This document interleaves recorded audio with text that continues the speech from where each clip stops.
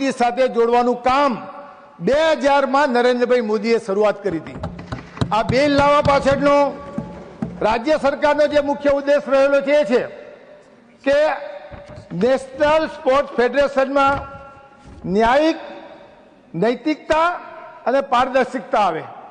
આજે માન્ય મંત્રીશ્રીએ વાત કરી કે આ અનેક ફેડરેશનોમાં અનેક વિવાદો ચાલતા હોય છે, કોર્ટોના કેસો ચાલતા હોય છે। આજે રાજ્ય કક્ષા અને રાષ્ટ્રીય કક્ષાના જે જુદા જુદા ફેડરેશનો છે એ ફેડરેશનોમાં 350 કરતા વધારે રાજ્યની કોર્ટોમાં અને સુપ્રીમ કોર્ટોમાં કેસ ચાલતા હોય છે, જેના કારણે અનેક નેશનલ ફેડરેશનમાં વર્ષો સુધી ચૂંટણીઓ થઈ નથી અને વર્ષો પછી જ્યારે ચૂંટણીઓ થાય એનો કાર્યક્રમ નક્કી કરવામાં આવે અને એ વખતે પણ કોર્ટમાં જુદા જુદા કારણો ઊભા કરી અને સ્ટે લાવવામાં આવતો હોય છે। આજે પણ માન્ય ઉપાધ્યક્ષ મહોદય આ દેશના જે 36 જેટલા નેશનલ ફેડરેશનો છે એ ફેડરેશનોને રાજ્ય સરકાર અને ભારત સરકારના તમામ ફેડરેશનોને મંત્રાલય દ્વારા એક છત્રીને નીચે લાવવાનું કામ આ બિલ દ્વારા કરવામાં આવ્યું છે, જેના કારણે તમે જુઓ કે વર્ષો સુધી ચૂંટણીઓ ના થતી હોય, આ બિલના કારણે સમયસર ચૂંટણીઓ થવાની છે। આ બિલમાં જે જોગવાઈઓ કરવામાં આવી છે એમાં અત્યારે ઘણા ફેડરેશનોમાં મહિલાઓને કોઈ સ્થાન નથી, મહિલાઓને પણ તમામ નેશનલ ફેડરેશનોમાં સ્થાન આપવામાં આવશે। રમતવીરોને પણ સ્થાન આપવામાં નથી આવતું, એ ખેલાડીઓને પણ સ્થાન આપવામાં આવશે અને આ બિલના માધ્યમથી આવનારા દિવસોમાં જે જુદી જુદી 36 જેટલી રમતો આ દેશમાં રમાય છે, જે આવનારા દિવસોમાં ઓલિમ્પિકમાં આપણા દેશના ખેલાડીઓ પરફોર્મન્સ કરી શકે એ દ્રષ્ટિને ધ્યાનમાં રાખીને લાખો અને કરોડ રૂપિયાનું બજેટ એ ખેલાડીઓ પાછળ રમતગમતના સાધનો, એના ગ્રાઉન્ડો, એની સુવિધા ઊભી કરવા માટે ભારત સરકાર એ ખર્ચવાની છે। આજે આ બિલ લાવવાનું જે મહત્વનું જોગવાઈ ઊભી કરવાનું કારણ કે વર્ષોથી જે નેશનલ ફેડરેશનો હતા એમાં તમે જોવો માન્ય ઉપાધ્યક્ષ મહોદય તો આ દેશમાં BCCI ભારતીય ક્રિકેટ કંટ્રોલ બોર્ડ એકમાત્ર આર્થિક રીતે સદ્ધર છે। બાકીના મોટા ભાગના નેશનલ ફેડરેશનો પાસે આર્થિક આવક નહીં હોવાના કારણે રમતવીરોને જે પ્રોત્સાહન મળવું જોઈએ, કોચોને જે પગાર મળવા જોઈએ, રમતવીરોના માટે જે પૌષ્ટિક આહાર મળવો જોઈએ એ પણ ઘણા નેશનલ સ્પોર્ટ્સ કોમ્પ્લેક્સો એસોસિએશનો આપી શકતા નથી। ત્યારે આવનારા દિવસોમાં આ બધી સુવિધાઓ આ બિલ મારફતે જ્યારે રાજ્ય સરકાર ભારત સરકાર ઊભી કરી છે ત્યારે હું આપના માધ્યમથી કહેવા માંગુ છું કે ઓલિમ્પિક 2036 માટે પણ આપણા મંત્રાલયે બીડ કરેલું છે, કોમનવેલ્થ ગેમ 2030 માટે પણ બીડ કરેલું છે, વર્લ્ડ પોલીસ અને ફાયર ગેમ્સ 2029 ગુજરાતમાં અમદાવાદ, ગાંધીનગર અને કેવડિયા ખાતે યોજાનાર છે, એની તૈયારીઓ પણ ગુજરાતે શરૂ કરી દીધી છે। સરદાર પટેલ એન્કલેવ જે મોટેરા સ્ટેડિયમ ખાતે આવેલું છે ત્યાં આગળ ગુજરાત ક્રિકેટ એસોસિએશનના પ્રમુખ આ દેશના ગૃહમંત્રી અમિતભાઈ શાહ હતા ત્યારે 800 કરોડના ખર્ચે વિશ્વનું સૌથી મોટું 1,30,00,000 પ્રેક્ષકો મેચ જોઈ શકે એવું મોટેરા સ્ટેડિયમ નરેન્દ્ર મોદીના નામથી બનાવવામાં આવ્યું છે। એ ઉપરાંત તાજેતરમાં જ અમિતભાઈ શાહ જે મત વિસ્તારમાંથી લોકસભાના સભ્ય થયેલા છે તે નારણપુરામાં વીર સાવરકર સ્પોર્ટ્સ કોમ્પ્લેક્સ 734 કરોડના ખર્ચે ખેલો ઇન્ડિયા થીમ સેન્ટર બનાવેલ છે કે જેના કારણે આવનારા દિવસોમાં ખેલાડીઓને જરૂરી તમામ સ્પોર્ટ્સની સુવિધા મળી રહે એ દ્રષ્ટિને ધ્યાનમાં રાખીને જ્યારે મંત્રાલય દ્વારા બિલ લાવવામાં આવ્યું છે ત્યારે હું એને સમર્થન આપું છું અને આવનારા દિવસોમાં સમગ્ર દેશના યુવા ખેલાડીઓને રમતની તમામ સુવિધાઓ આ બિલના માધ્યમથી ભારત સરકાર દ્વારા આપવામાં આવશે। અને બીજી વાત એ પણ ઉપાધ્યક્ષ મહોદય કરવા માંગુ છું કે 2014માં જ્યારે સરકાર બજેટ 1643 કરોડ હતું, 2024-25માં 3794 કરોડ જેટલું બજેટ એ મંત્રાલય દ્વારા ફાળવવામાં આવ્યું છે, જેનો લાભ આવનારા દિવસોમાં ભારતના ખેલાડીઓને મળશે। Thank you. Shri R Girirajanji not present. Shri Ayodhya Ramireddy Allaji. Vice Chairman, sir. The National Sports Governance Bill 2025 and the National Anti-Doping Amendment Bill 2025 represent a good start in much-needed reforms for our hard-working sportsmen and athletes. If implemented in true spirit, these two bills can bring in an era defined by transparency, inclusion, and fair play. Firstly, the National Sports Governance Bill 2025. This bill acknowledges what we have to achieve to be recognized as a global player in the sports field. As the Honorable Minister said, by 2047, if we have to be among the top 4 or 5 global players in the sports field, yes, certainly a strategy that we need to bring in at the Government of India level. And also every state and every district also we need to work out and create the strategy and structuring of implementation of those models to make our athletes the best in the world. I'm happy to note that for first time our Olympic and Paralympic committees, our national and regional sports federations all will operate under a single clear legal framework. What this bill brings in? No, this bill brings in a clarity for every state and district affiliate. They know where it stands today, and every athlete knows that their voice will be heard. Also, each national body will have an executive committee of up to 15 members, with at least 2 outstanding sportsmen and 4 women among them. This is not just a token, it's a promise that those who have felt unheard at the decision-making table will now say that it is firmly they can be heard.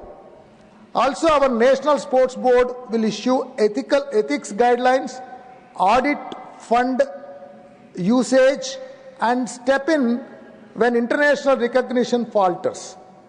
No longer these federations will operate in shadows or also avoid critical accountability. When disputes arise, whether over selection, controversies or governance questions, our specialized National Sports Tribunal, chaired by a sitting or former Supreme Court judge, will deliver speedy justice. Athletes will not wait years for a courtroom decision. They will receive resolution and return to their training. Next, on the National Anti-Doping Amendment Bill 2025. We all agree that the spirit of our sports is a clean competition. Yet, without robust checks, that spirit can be compromised. The amendment empowers the central government to constitute the appeal panel and insulates it from undue influences. It shields NADA's leadership from pressure from any federation, committee or department, and that independence is vital. We strengthen our laboratories by mandating WADA accreditation for every testing facility. We also align ourselves lawfully with the World Anti-Doping Code. We also clarify who may appeal to the Court of Arbitration in sport, so that when our domestic system cannot resolve a matter, the global body can step in. Yet, Deputy Chairman, sir, our athletes as of now and the coming ones will need a lot more. We must build in at the federal level what we have to do and state level what we have to do. Especially at the state level, which is going to be the implementation.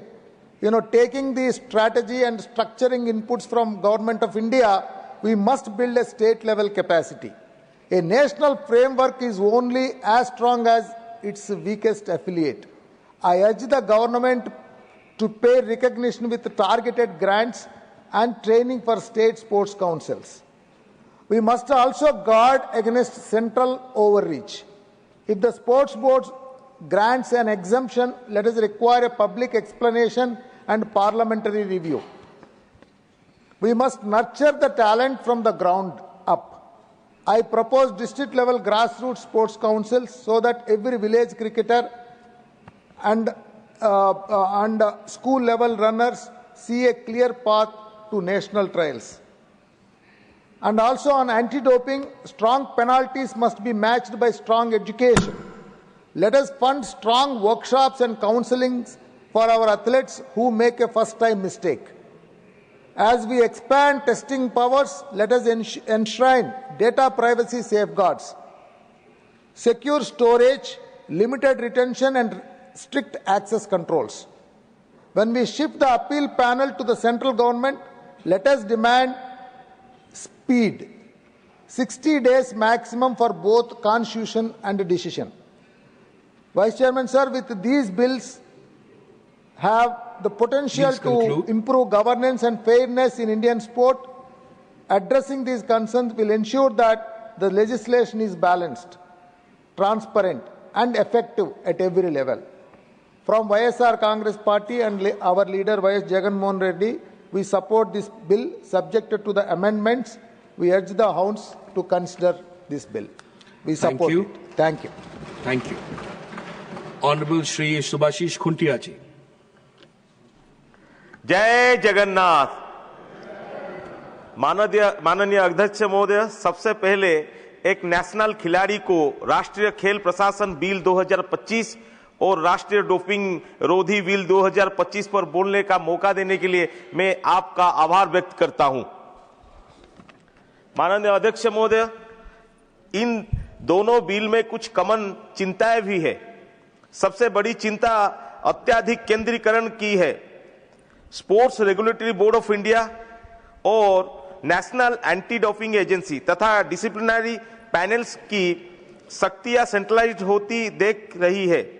इससे राज्यों की भूमिका सीमित हो सकती है, जो संविधान के अनुच्छेद 246 के अनुसार भारत के फेडरल स्ट्रक्चर के अनुकूल नहीं है सर। दूसरी चिंता खेल संघों के ऑटोनॉमी को लेकर है सर। यदि बिल्स में अत्यधिक सरकारी हस्तक्षेप की गुंजाइश रह गई तो सिलेक्शन, ट्रेनिंग और मैनेजमेंट में राजनीतिक प्रभाव की आशंका बढ़ सकती है सर। डोपिंग रोधी पैनल्स की नियुक्ति में यदि केंद्र सरकार की सीधी भूमिका होगी तो उनकी निष्पक्षता और स्वतंत्र निर्णय क्षमता पर भी सवाल उठ सकती है सर। तीसरी कमी दोनों बिल्स में ग्रास रूट स्तर की लेकर दिखाई देती है। खेल प्रशासन विधेयक में जिला और ब्लॉक स्तर पर स्पोर्ट्स एक्सीलेंस सेंटर स्थापित करने, स्थानीय खेल इंफ्रास्ट्रक्चर को मजबूत करने तथा आदिवासी और ग्रामीण प्रतिभाओं को आगे बढ़ाने के लिए कोई ठोस रूपरेख नहीं है। साथ ही आजकल बढ़ते जुआ और सट्टेबाजी का सीधा असर खिलाड़ियों पर पड़ रहा है, जो कई बार डोपिंग जैसे गलत रास्ते की ओर धकेल देते हैं। इसे रोकने की कोई स्पष्ट दृष्टि नहीं है सर। इन विधेयकों में खिलाड़ियों के लिए एजुकेशन, अवेयरनेस और रिहैबिलिटेशन जैसे मानवीय पहलुओं के नजरअंदाज किया गया है सर। माननीय अध्यक्ष महोदय, मैं इस अवसर पर उड़ीसा के उदाहरण को सामने लेना चाहूंगा, जहां हमारे प्रिय नेता और पूर्व मुख्यमंत्री श्री नवीन पटनायक जी के नेतृत्व में खेलों को लेकर एक एग्जाम्पलरी मॉडल तैयार किया गया। 2017 वर्ष में जब अन्य राज्यों ने एशियन एथलेटिक चैंपियनशिप आयोजित करने में असमर्थ जताई थी, तब उड़ीसा सरकार ने मात्र 90 दिनों में उसे सफलतापूर्वक आयोजित किया सर। इसके पश्चात 2 बार पुरुष हॉकी वर्ल्ड कप का आयोजन कर उड़ीसा ने विश्व खेल मानचित्र पे अपनी मजबूत उपस्थिति दर्ज कराई। कलिंग स्टेडियम, राउरकेला का नया स्टेडियम और गांव-गांव तक पहुंचती रेल खेल इंफ्रास्ट्रक्चर इस प्रयास का प्रत्यक्ष प्रमाण है सर। उड़ीसा मंडल यह दर्शाता है कि जब राज्य सरकार को खेल नीति और आयोजन में ऑटोनॉमी मिलती है तो वह न केवल नेशनल बल्कि इंटरनेशनल स्तर पर भी एक्सीलेंस दिखा सकती है सर। इसीलिए यह जरूरी है कि इन बिल्स में राज्य सरकार को बराबर की साझेदार के रूप में मान्यता दी जाए सर। पुरी के समुद्र तट पर स्थित श्री जगन्नाथ स्टेडियम भी खेल विकास का महत्वपूर्ण केंद्र बन सकता है सर, जहां रणजी ट्रॉफी जैसे क्रिकेट आयोजन करने हेतु केंद्र सरकार को बीसीसीआई से समन्वय करना चाहिए सर। साथ ही पुरी की पारंपरिक मल्ल युद्ध रेसलिंग परंपरा को यही आधुनिक खेल ढांचे के साथ विकसित किया जाए, क्योंकि हाल ही में इसका हॉस्टल कटक ट्रांसफर कर दिया है और खिलाड़ियों की स्थानीय पहुंच प्रभावित हो रही है सर। इस तरह नेशनल एंटी डोपिंग एजेंसी में टेस्टिंग लैब्स के अंतर्गत राज्यों में टेस्टिंग लैब, अवेयरनेस ड्राइव्स और रिहैबिलिटेशन प्रोग्राम्स का विस्तार जरूरी है सर। मेरी यह सिफारिश रहेगी कि इन दोनों बिल्स के नियंत्रण नहीं बल्कि सशक्तिकरण के दृष्टिकोण से लागू किया जाए सर। खेल का उद्देश्य केवल पदक जीतना नहीं बल्कि एक ऐसा समाज बनना है जहां हर बच्चे को खेलने का अवसर मिले, हर खिलाड़ी को सम्मान और हर नागरिक को गर्व अनुभव हो। जय जगन्नाथ, वंदे उत्कल जननी sir. Thank you. Shri Praful Patel ji. Thank you, Vice Chairman, sir. We are discussing the National Sports Governance Bill, and I compliment the Minister for having brought this bill to both the houses for passage, because this is a very long-standing legislation which was required. I've been part of the sports ecosystem. I've been the president of the All India Football Federation. I've also represented India as a senior vice president at the Asian Football Confederation, and also had the privilege of being the first Indian to be on the FIFA governing council. So as a person having been in sports administration at the national and the international level, I do have some first-hand knowledge, and I can fully appreciate the sentiments and the views expressed by the minister and why the necessity of bringing this national sports governance bill. Sir, the minister mentioned rightly in 2013 a genuine effort was made, and it's been going on much before that, since 1985, 40 years. We've had a sports code, but it's been a very loose code, it's been a very informal code, and it's never really stood any legal scrutiny. And that is why there was a need for a comprehensive legislation. And as the minister rightly pointed out, in 2013, when this was being sought to be passed, I was also part of the government, and I do recall some of the instances which the honorable minister did mention. I will not go into the further details, except to say that what is happening today and what is being discussed today is the need of the hour. Sir, all sports federations, say one thing we must admit, have been, having many difficulties, including financial. The biggest sport in our country is cricket, undoubtedly, and for that the BCCI is a very self-sustained, self-sufficient body.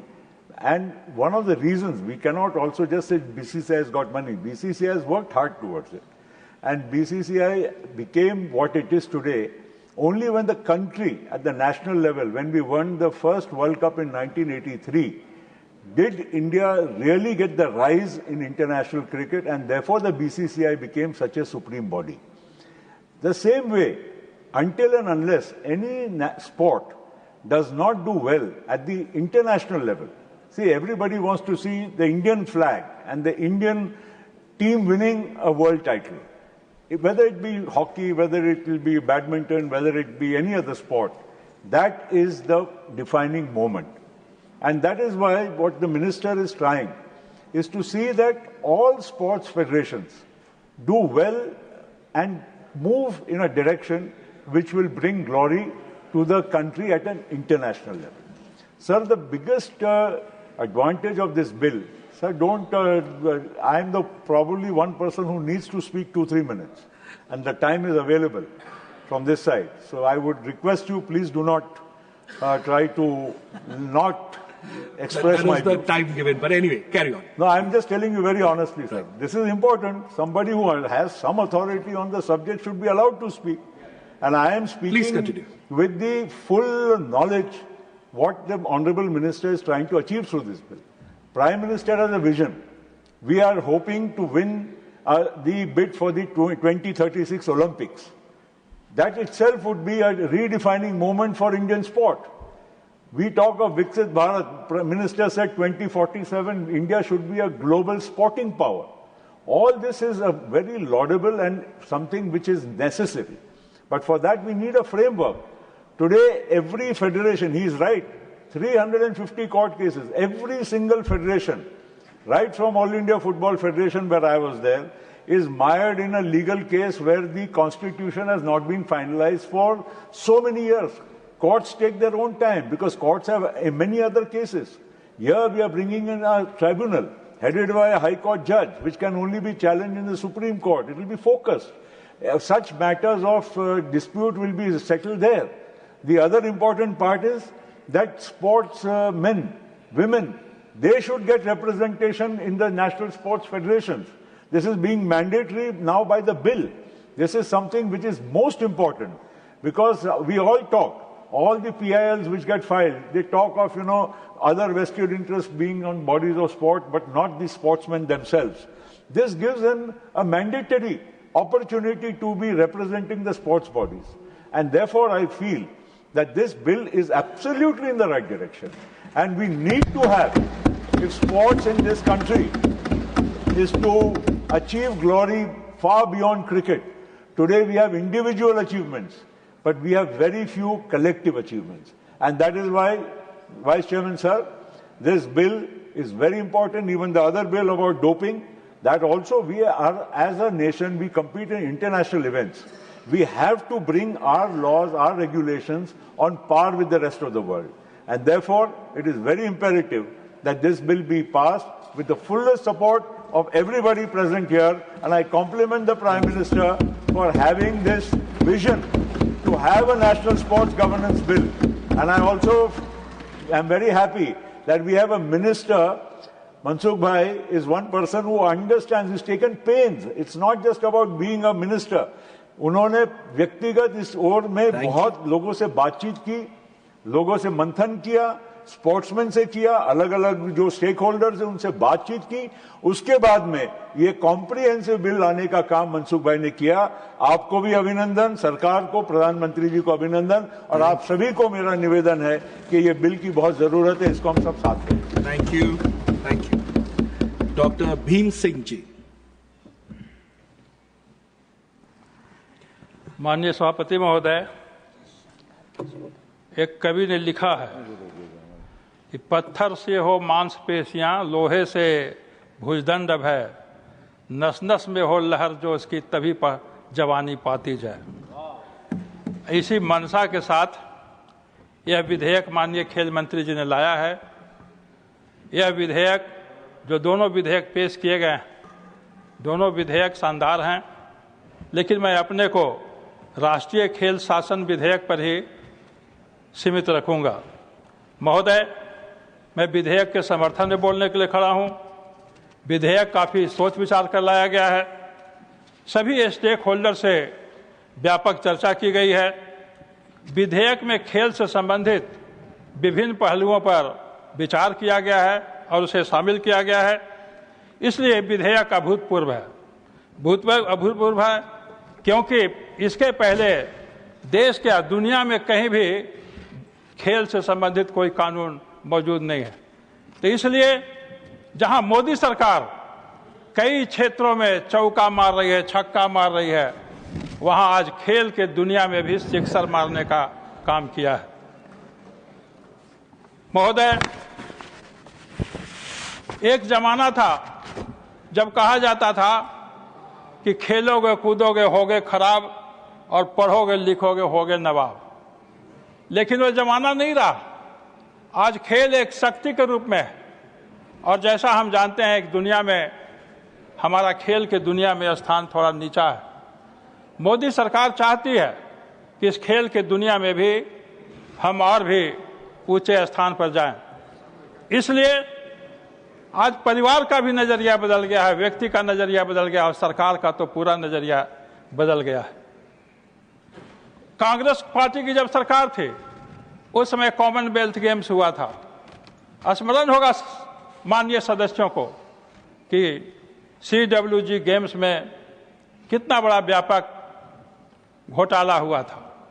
70,000 crore रुपए तक का घोटाला का, और कौन किया? तो सुरेश कलमाडी जो कांग्रेस पार्टी के नेता हुआ करते थे, उनके नेतृत्व में इतना बड़ा घोटाला हुआ। इसलिए इस शरीर को मजबूत करता है, खेल शरीर को मजबूत करता है, और शरीर सभी धर्मों का पालन करने में हमारी सहायता करता है। शरीर माजंग खलु धर्म साधनम, यानी कि शरीर से ही हम सभी धर्मों का पालन करते हैं, धर्मों यानी कर्तव्यों का पालन करते हैं। महोदय, ऐसी ही परिस्थिति में जो मौजूदा बिल पेश किया गया है, प्लीज कंक्लूड। इस बिल के जी कंक्लूड करें, आपका समय खत्म हो रहा है। हो गया? नहीं, कंक्लूड करें, 30 सेकंड्स। नहीं तो छोड़ दीजिए, इतना से क्या होगा। देखिए महोदय, मैं शांतिपूर्वक एक बिल विधेयक आया, दूसरा विधेयक मैं कभी नहीं बोला, लेकिन आज बोलने के लिए खड़ा हुआ तो आपकी पार्टी से ही मिला है समय। नहीं, धन्यवाद। Thank you. Shri Satnam Singh Sandhu ji, you have 3 minutes. सभापति जी, आपने मुझे इस बहुत ही ऐतिहासिक मौके पर बोलने का अवसर दिया है। माननीय सभापति जी, हमारा देश भारत विश्व की यंगेस्ट नेशन है, और ये बिल हमारे देश के करोड़ों नौजवानों की भावनाओं से जुड़ा हुआ है।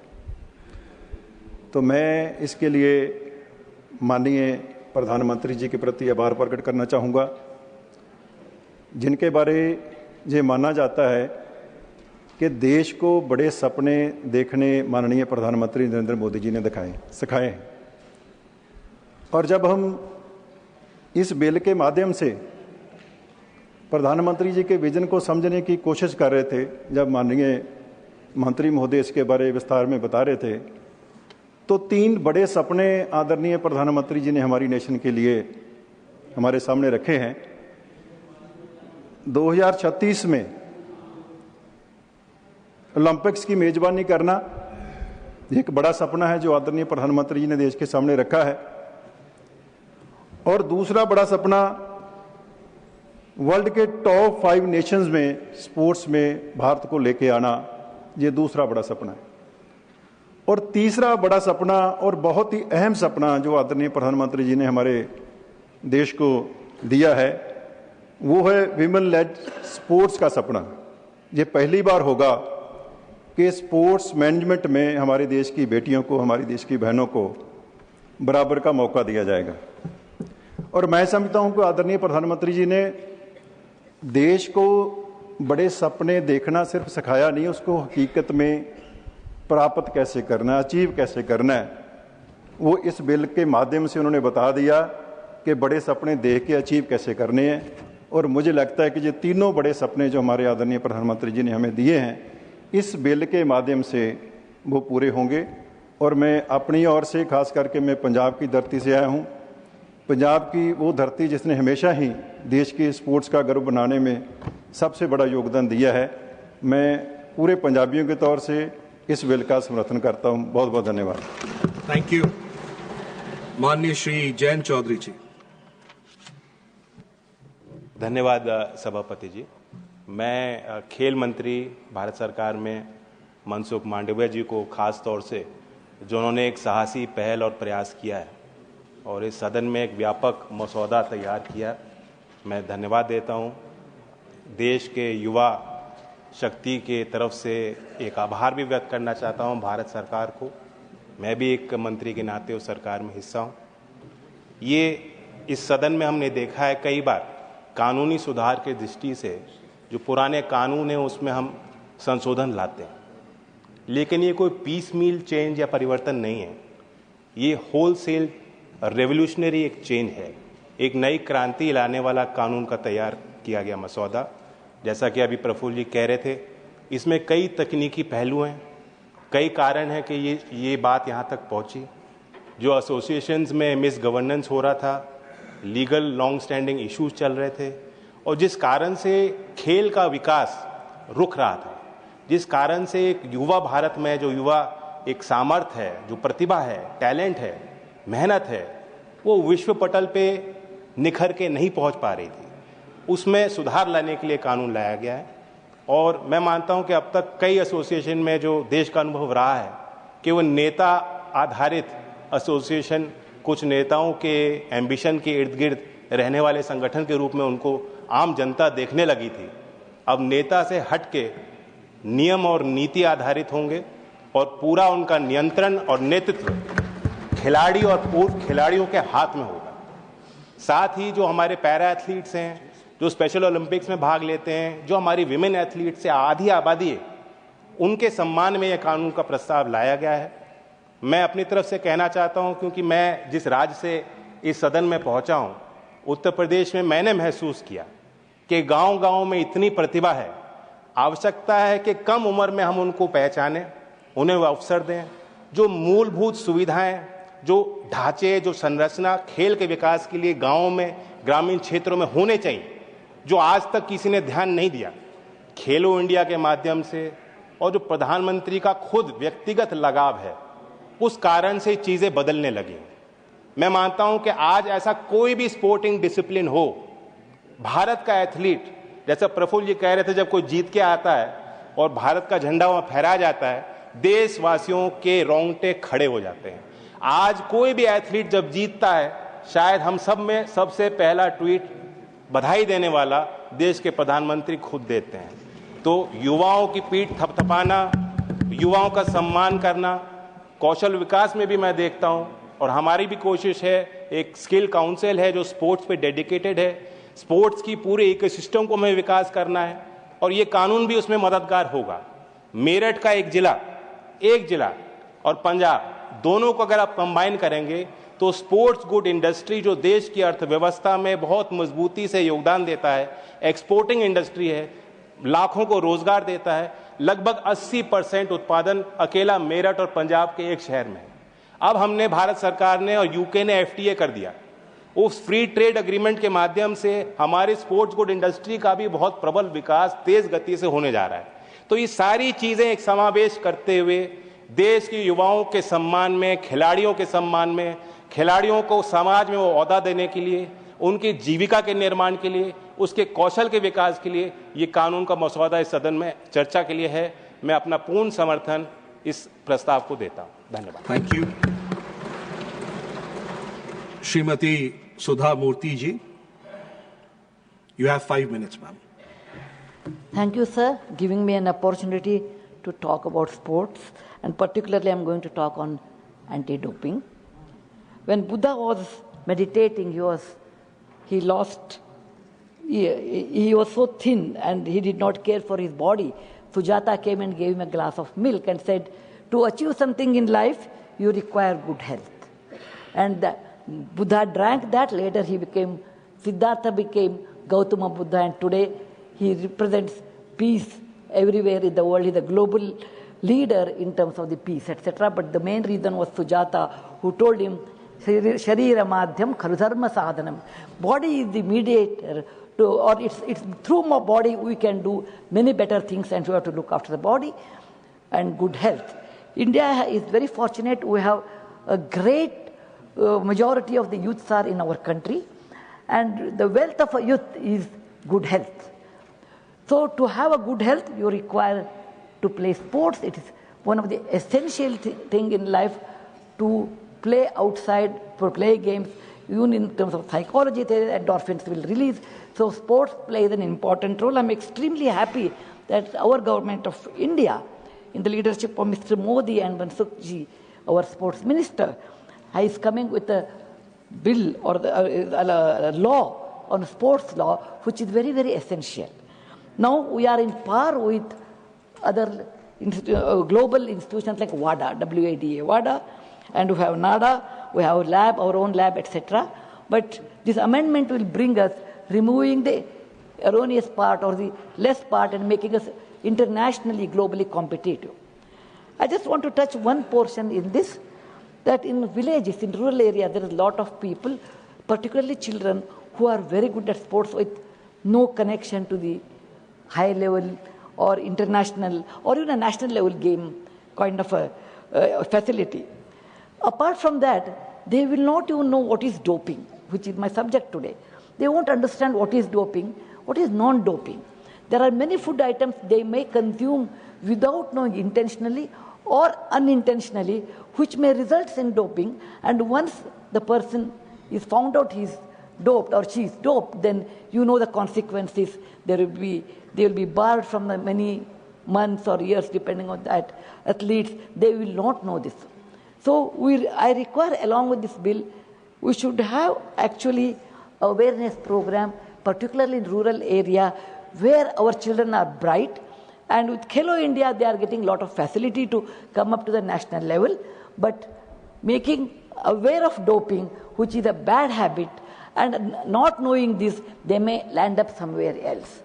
So these are a few things which I want to tell. There should be an awareness camp or to tell children what is doping, why they should not do.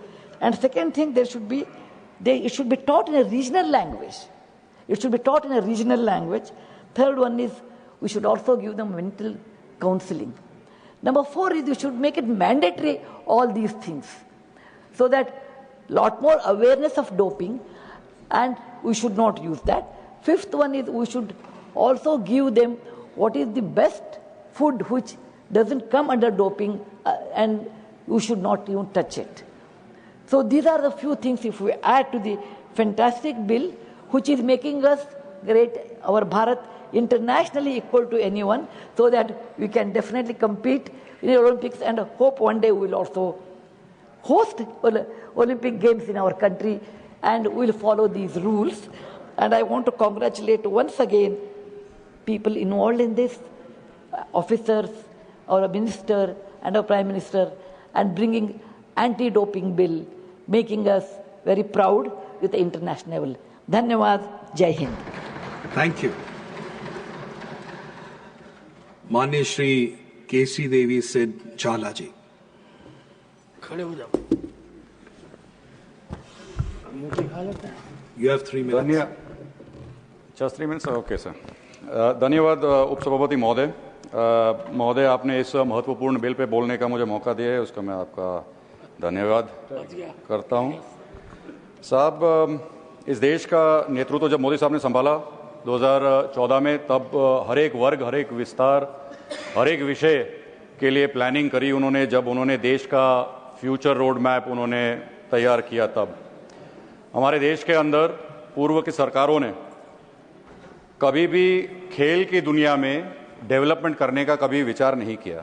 Policy paralysis से लेकर कोई vision ना होने के कारण से, funds की allocation ना होए और इंफ्रास्ट्रक्चर डेवलपमेंट ना हो, ऐसे प्रकार की स्पोर्ट्स की जो भारत देश के अंदर परिस्थिति थी, उसमें से बाहर निकालने के लिए माननीय प्रधानमंत्री मोदी साहब के नेतृत्व में हमारे माननीय मंत्री श्री मनसुख भाई मांडविया जी के विजन के तहत जो स्पोर्ट्स गवर्नेंस बिल 2025 का आज ये डिस्कशन हो रहा है. महोदय, ये बिल एक बहुत महत्वपूर्ण बिल है. आने वाले समय के अंदर भारत देश को, जो देश अपना हर एक विस्तार, हर एक वर्ग के अंदर, हर एक विषय के अंदर विकास कर रहा है, उसको एक खेल महासत्ता बनाने के तरफ ये बिल ले जा रहा है. महोदय, बिल के अंदर एक स्पोर्ट्स रेगुलेटरी बोर्ड जो हमारे राष्ट्रीय स्पोर्ट्स फेडरेशंस को ओवरसी करेंगे, एक स्ट्रक्चरल फ्रेमवर्क तैयार करेंगे, और जो काफ़ी समय से पॉलिसी के ब्लैंक स्पॉट्स थे उनको भरने के लिए जो लीगल फ्रेमवर्क बनाए हैं, उसके थोड़े मैं मुद्दे रखूं. जो हमारा नेशनल स्पोर्ट्स गवर्निंग बॉडीज़ हैं, जिनके माध्यम से, इस बिल के माध्यम से नेशनल ओलंपिक की कमेटी बनेगी, पैरालंपिक कमेटी बनेगी, नेशनल स्पोर्ट्स फेडरेशंस का निर्माण किया जाएगा. इस सब के माध्यम से देश के स्पोर्ट्स का विषय आगे बढ़ेगा. केंद्र सरकार ने एक खेलो भारत नीति के माध्यम से भारत देश को एक स्पोर्ट 2047 तक टॉप 5 नेशंस में लाने का जो रोड मैप रखा है, उसके मूल जो कोई विचार हो तो अंतर्राष्ट्रीय स्तर पर भारत आगे आए, ग्रास रूट लेवल से हमारा टैलेंट स्पॉटिंग हो, वहाँ से चालू करके मजबूत कोचिंग और ट्रेनिंग सिस्टम्स के माध्यम से हमारे स्पोर्ट्समैन आगे बढ़े. कॉम्पिटिटिव लीग्स में भाग लें और इंफ्रास्ट्रक्चर जो सरकार बना रही है उसके माध्यम से देश का नाम रोशन करें। स्पोर्ट्स एक इकोनॉमिक ग्रोथ इंजन भी आने वाले समय में बनने जा रहा है। स्पोर्ट्स टूरिज्म हम देख रहे हैं, हमारे यहाँ मेजर इवेंट्स हमारे भारत देश के अंदर पिछले 10 साल के अंदर करने में आए हैं, जैसे कि men's hockey champions trophy, under 17 world cup, football men's hockey world cup, FID chess olympiad, motor GP Bharat, इस प्रकार के इंटरनेशनल लेवल के स्पोर्ट्स के जो हमारे देश के अंदर करने में आए हैं। महोदय, आपने सिर्फ 3 मिनट दिए हैं, इसलिए ज्यादा आपकी पार्टी ज्यादा ना खेलते तो नहीं कहते। महत्वपूर्ण बजट भी दिया गया है मंत्रालय की तरफ से। एक समय में 2014 में जो 1640 करोड़ का बजट था, वो आज 3800 के आसपास का बजट करा गया है। खेलो इंडिया ट्रांसफॉर्मेशन के माध्यम से हजार करोड़ खेलो इंडिया के माध्यम से इस देश के अंदर बहुत सारा इंफ्रास्ट्रक्चर खड़ा कर रहा है।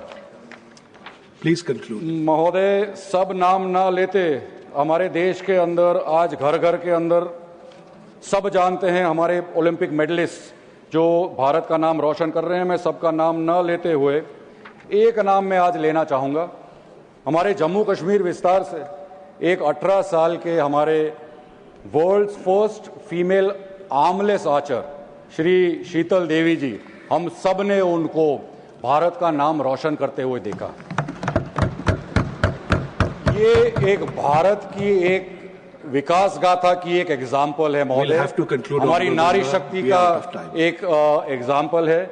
हमारी बेटी जिन्होंने एक जम्मू कश्मीर के विपक्ष के नेता कहते हैं कि जम्मू कश्मीर में क्या हो, मैं कहता हूं ये एक दाखला लीजिए। Please conclude. 17 साल की हमारी बेटी भारत का नाम पूरे दुनिया के अंदर रोशन करके आई है। Thank you. इस प्रकार का काम आगे बढ़ता रहे और भारत एक विश्व खेल में महासत्ता बने, उस प्रकार का जब माहौल खड़ा हो रहा है, तो मैं सिर्फ इतना कहूंगा कि आदरणीय प्रधानमंत्री मोदी साहब का जो विजन है विकसित भारत 2047 का, उसमें सब विभाग का विकास होना चाहिए। खेल एक महत्वपूर्ण विषय है। इस बिल के माध्यम से भारत एक खेल का महासत्ता बनेगा और इस बिल का मैं समर्थन करते हुए मेरी बात को शॉर्ट में खत्म करता हूं। धन्यवाद। Thank you. 3 मिनट में क्या बोलेंगे? Shrimati PT Usha ji.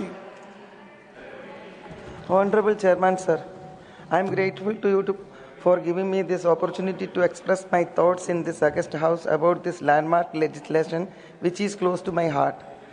Chairman, sir, today is a day of immense personal and national significance, with deep emotion, pride, and a sense of nearing towards historic justice.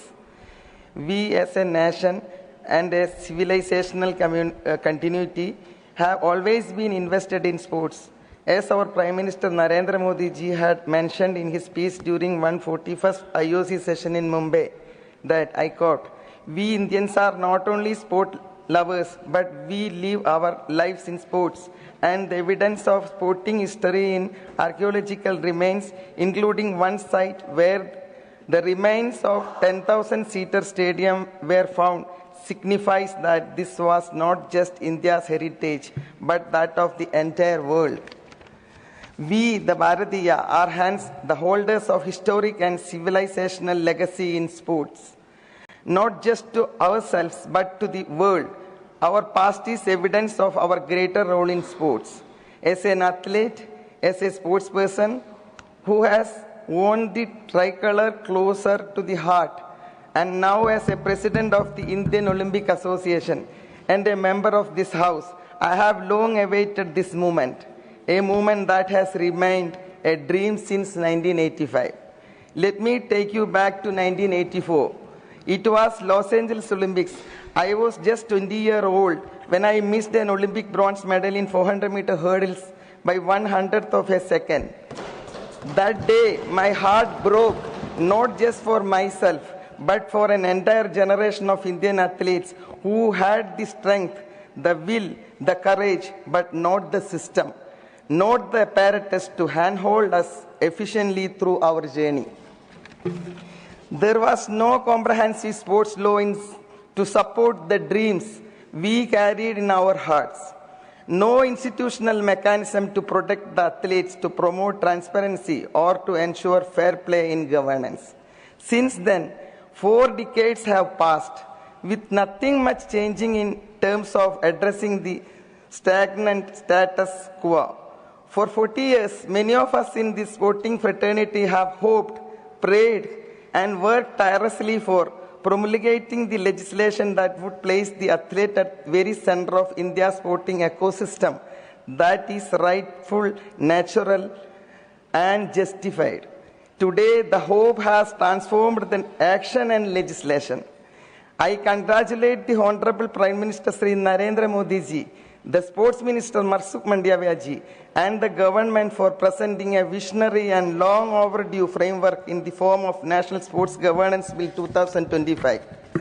This will usher in accountability, transparency, gender parity, and a merit-based approach in how sports federations function in our country. It will empower athletes, make governance athletic-centric, and build confidence among sponsors, federations, and international partners. This bill is not beyond governance. It is about justice and fair play.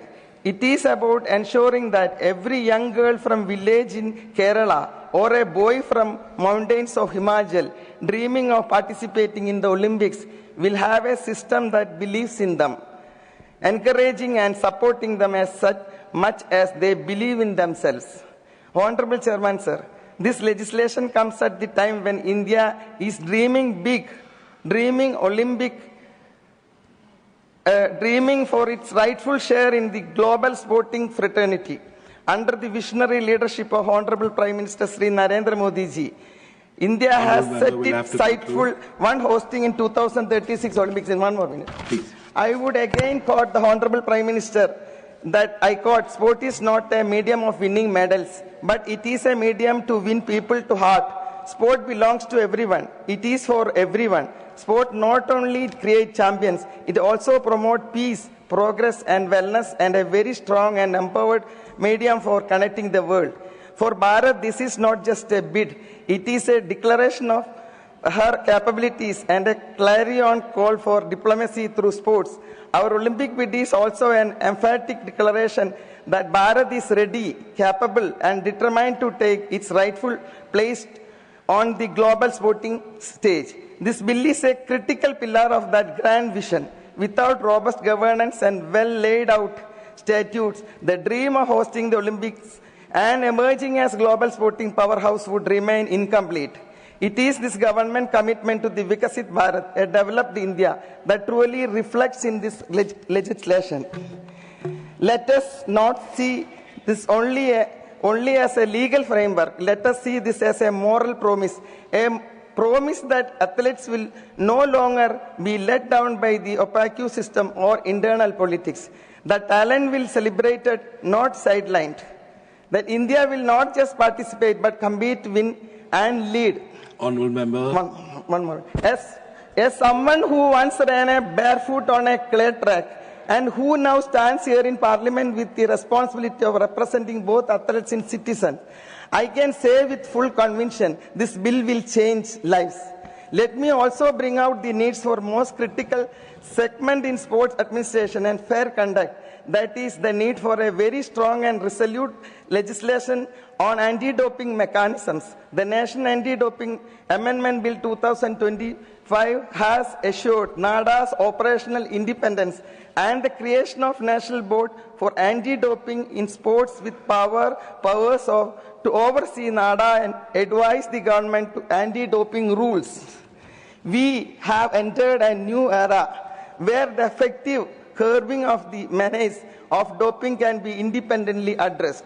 Let me also state that it is through such effective legislation that we can improve our image and evolve as a sporting superpower by bringing in a new culture of clean sport, and our commitment to clean athletics can be achieved by adhering to stringent regulations. I would also like to point out that stringent measures are now taken to ensure dope-free athlete and dope-free Bharat, so that our dream of hosting the Olympic is paved smooth by cleaning up the sports sector by the landmark legislations. In Please. conclusion, I thank Honorable Minister Sri Narendra Modi ji and Sri Mansukh Mandavia ji and the Government of India for listening to the voice of the athletes, past and present. I thank my fellow members for overwhelming support this bill has received. And I say to every young athlete watching today, आपका समय आ गया है, your time has come. देश बदल गया है और आपका सपना देश से सार्थक होगा क्योंकि मोदी सरकार आपका साथ है हर कदम हर मोड़ और हर क्षण पर. I would conclude by saying every young Indian waiting to fulfill their dream to become successful in sports, in athletics, this will illuminate their path with clarity and purpose. The nation stand with you, for you, and because of you. Let this be the beginning of India's sporting golden age and a Khel Krida Amritkal. Jai Hind, Thank Jai you. Bharat. Thank you. Thank you. Dr. Parmar Jashwant Singh Salam Singh. Thank you, Honorable Vice Chairman, sir. I rise to speak on the National Sports Governance Bill 2025, a landmark step in India's journey towards transparent, accountable, and athlete-centric sports governance. Sir, under the visionary leadership of Honorable Prime Minister Sri Narendra Modi ji, the last 11 years have seen a revolution in India's sports ecosystem, from state-of-the-art infrastructure, increased budgetary commitment, and talent grooming from the remotest corners, preparing India for hosting mega events like upcoming Under-20 Athletics Championship and potentially the 2036 Olympics. Sir, why this bill is necessary? The existing National Sports Code of 2011 was only a set of guidelines, not a binding law. Many national sports federations ignored these mandates, delaying elections, excluding sports persons from decision-making, and failing to submit audited accounts. This opened the door to political interference and financial opacity. Sir, we must not forget the painful lessons of the past. In 2012, under the Congress-led government, the Indian Olympic Association was suspended by the International Olympic Committee for violating the Olympic Charter. Indian athletes had to compete under a neutral flag, a moment of deep shame for the nation. Scandals like the 2010 Commonwealth Games further tarnished our global reputation. Sir, the salient features of the bill creates a National Sports Board to oversee governance of all recognized sports bodies, including the BCCI for the first time, ensuring uniformity, transparency, and accountability. It empowers the board to suspend or derecognize anybody that fails to publish audited accounts, misuse public funds, or neglect timely elections.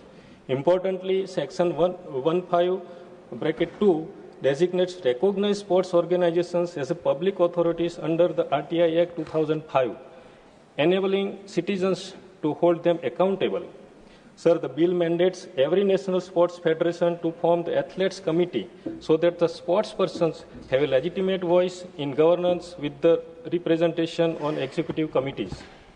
Another historic feature is the establishment of a national sports tribunal to swiftly resolve sports disputes, clearing nearly 350 pending cases from our courts and building a robust body of sports jurisprudence in India.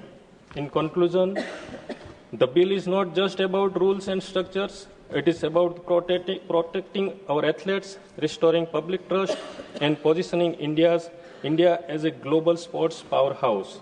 I wholeheartedly support this timely and far-sighted legislation, and I also congratulate our Prime Minister, sir, and Sports Minister, sir, and I urge the House to pass it with unanimity for the future of Indian sports. Thank you, sir. Thank you.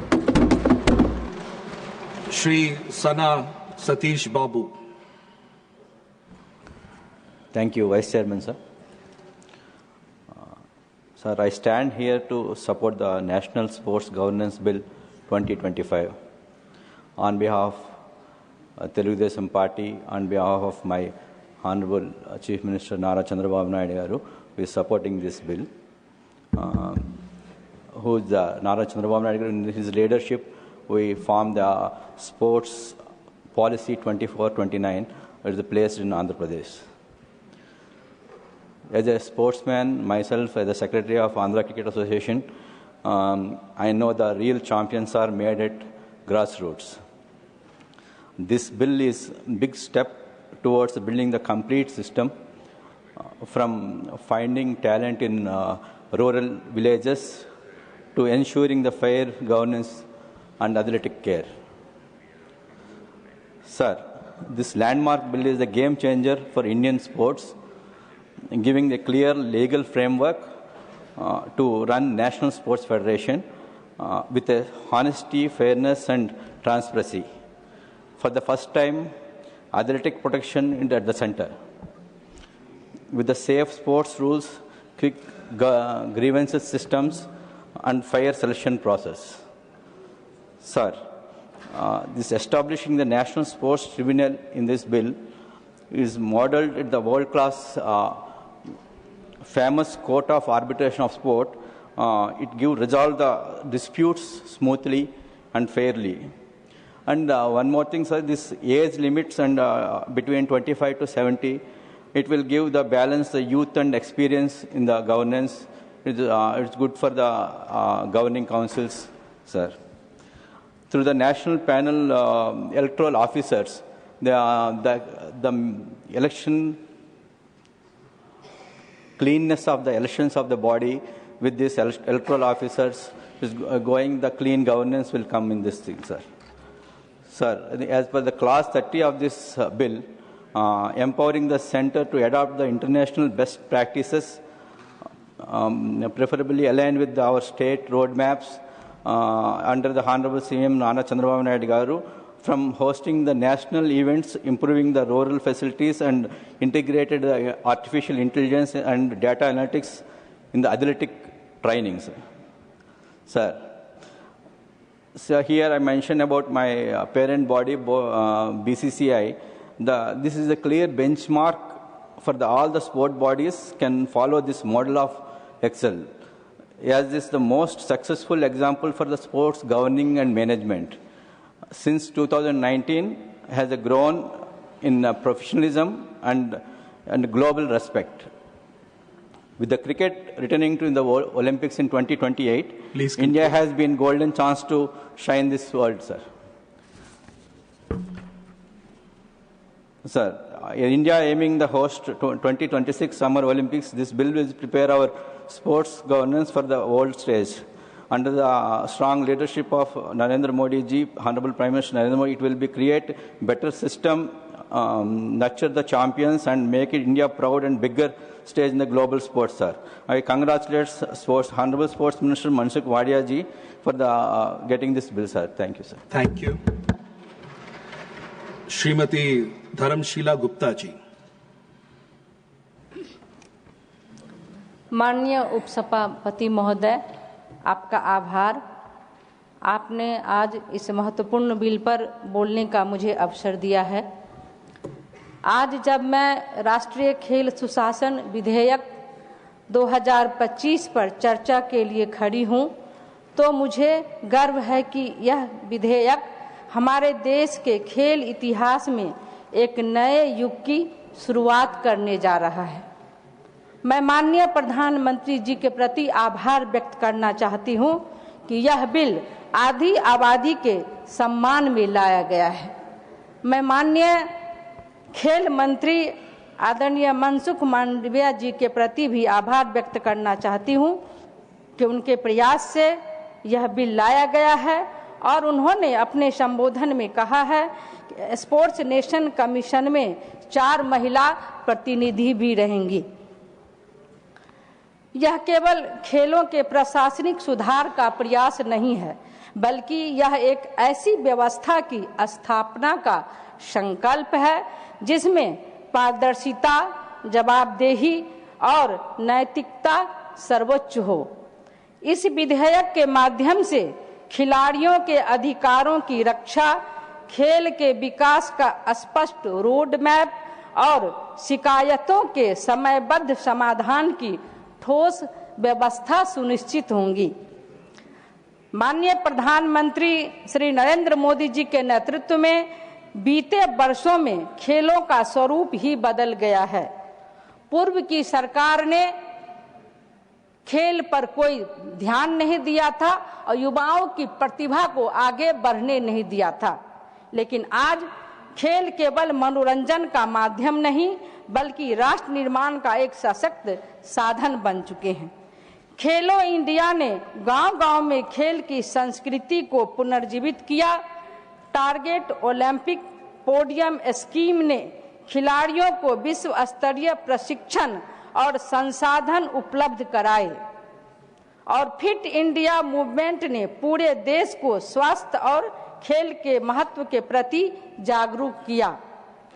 Tokyo Olympic और para Olympic में भारत का अब तक का सर्वश्रेष्ठ प्रदर्शन, एशियाई खेलों और कॉमनवेल्थ में लगातार बढ़ता पदक संख्या, यह सब इस सरकार की दूरदर्शी नीतियों और खिलाड़ियों के प्रति प्रतिबद्धता का प्रमाण है।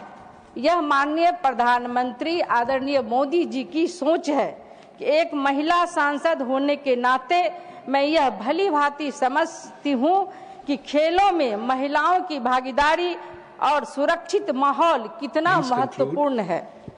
यह विधेयक हर खिलाड़ी, चाहे वह पुरुष हो या महिला हो, को समान अवसर और निष्पक्ष व्यवस्था का भरोसा देता है। यह सुनिश्चित करेगा कि खेलों में केवल प्रतिभा और मेहनत का मूल्यांकन हो, न कि किसी अन्य आधार पर भेदभाव।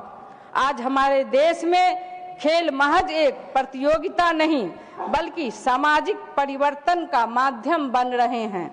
इस विधेयक के जरिए हम न केवल खेलों में सुशासन की नई परंपरा स्थापित करेंगे बल्कि एक ऐसी पीढ़ी तैयार करेंगे जो अनुशासन, ईमानदारी और देशभक्ति को जीवन के हर क्षेत्र में अपनाएगी।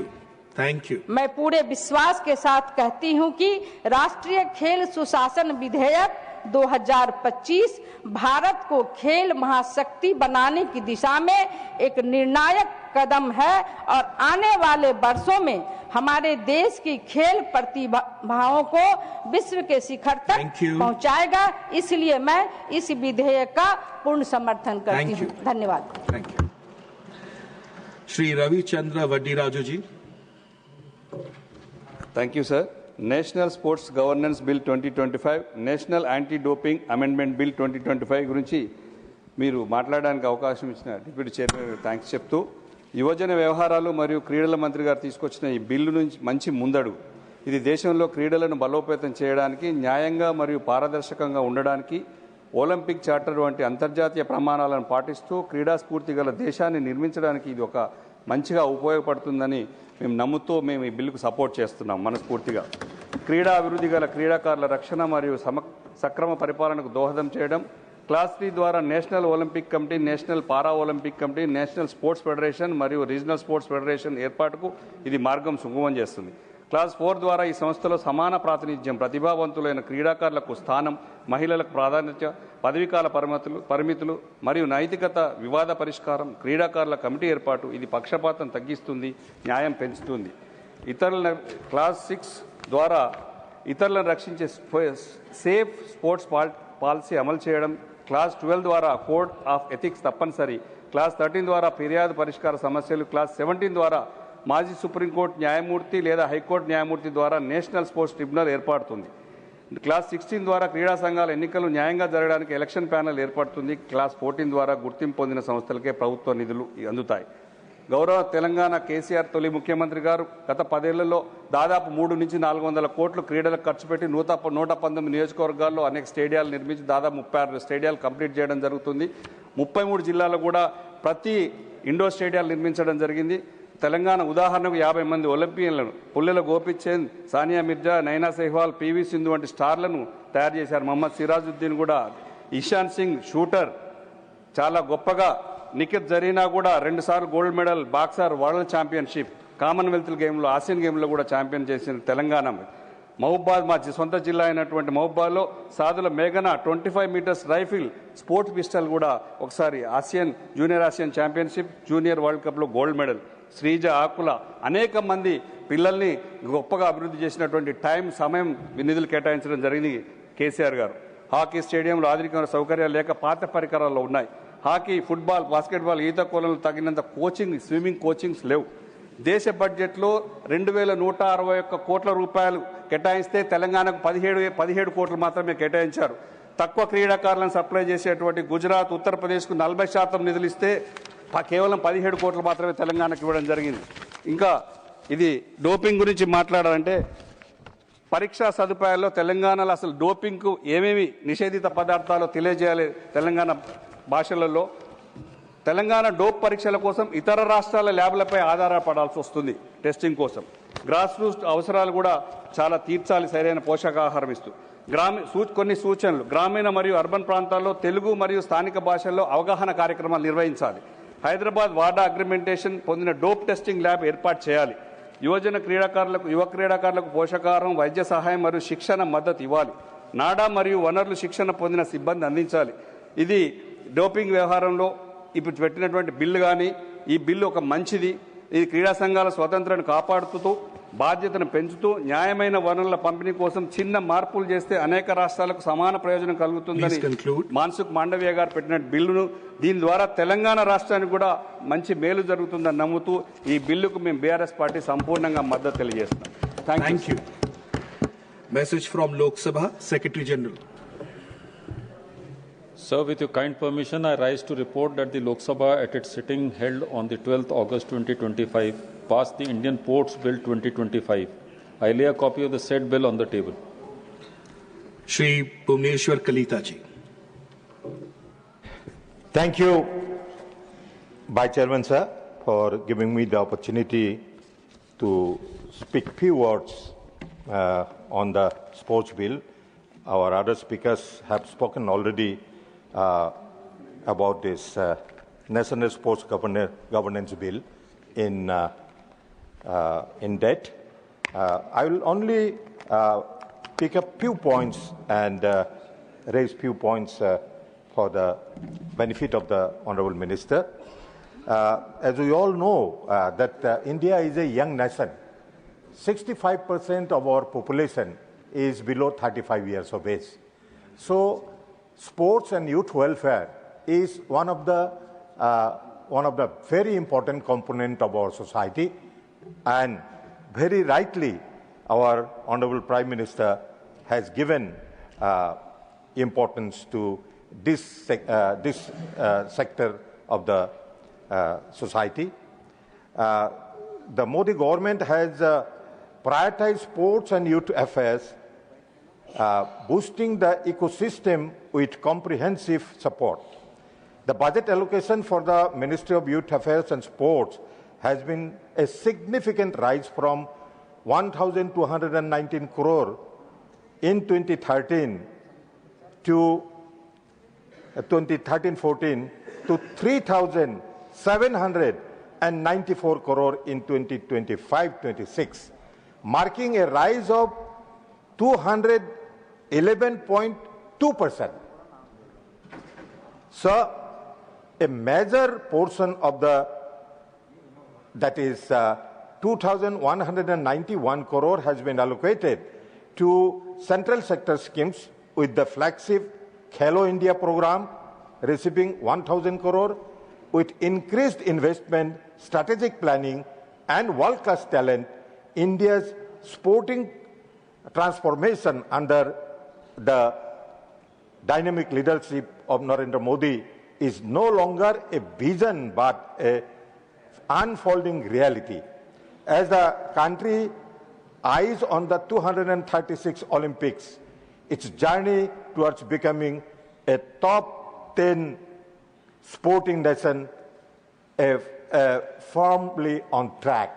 So, if India has to become a developed country by 2047, we have to develop in all areas of the society, in all areas of all sectors of the nation.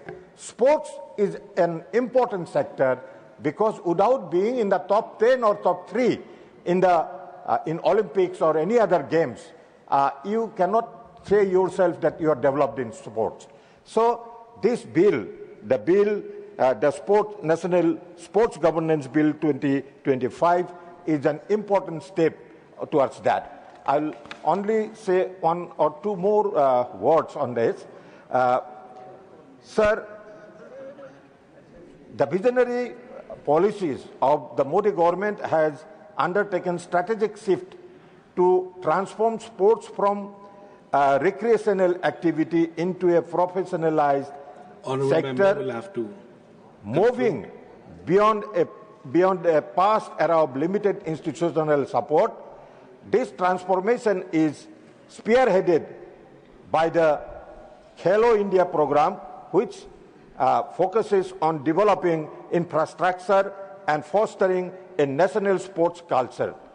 Further, to counter doping, whose root cause is low level of weakness, awareness among athletes, presents a major obstacle to fair competition. Khelo Bharat Niti 2025 was introduced as an educational policy designed to inform future athletes about doping risks and prevent inadvertent doping.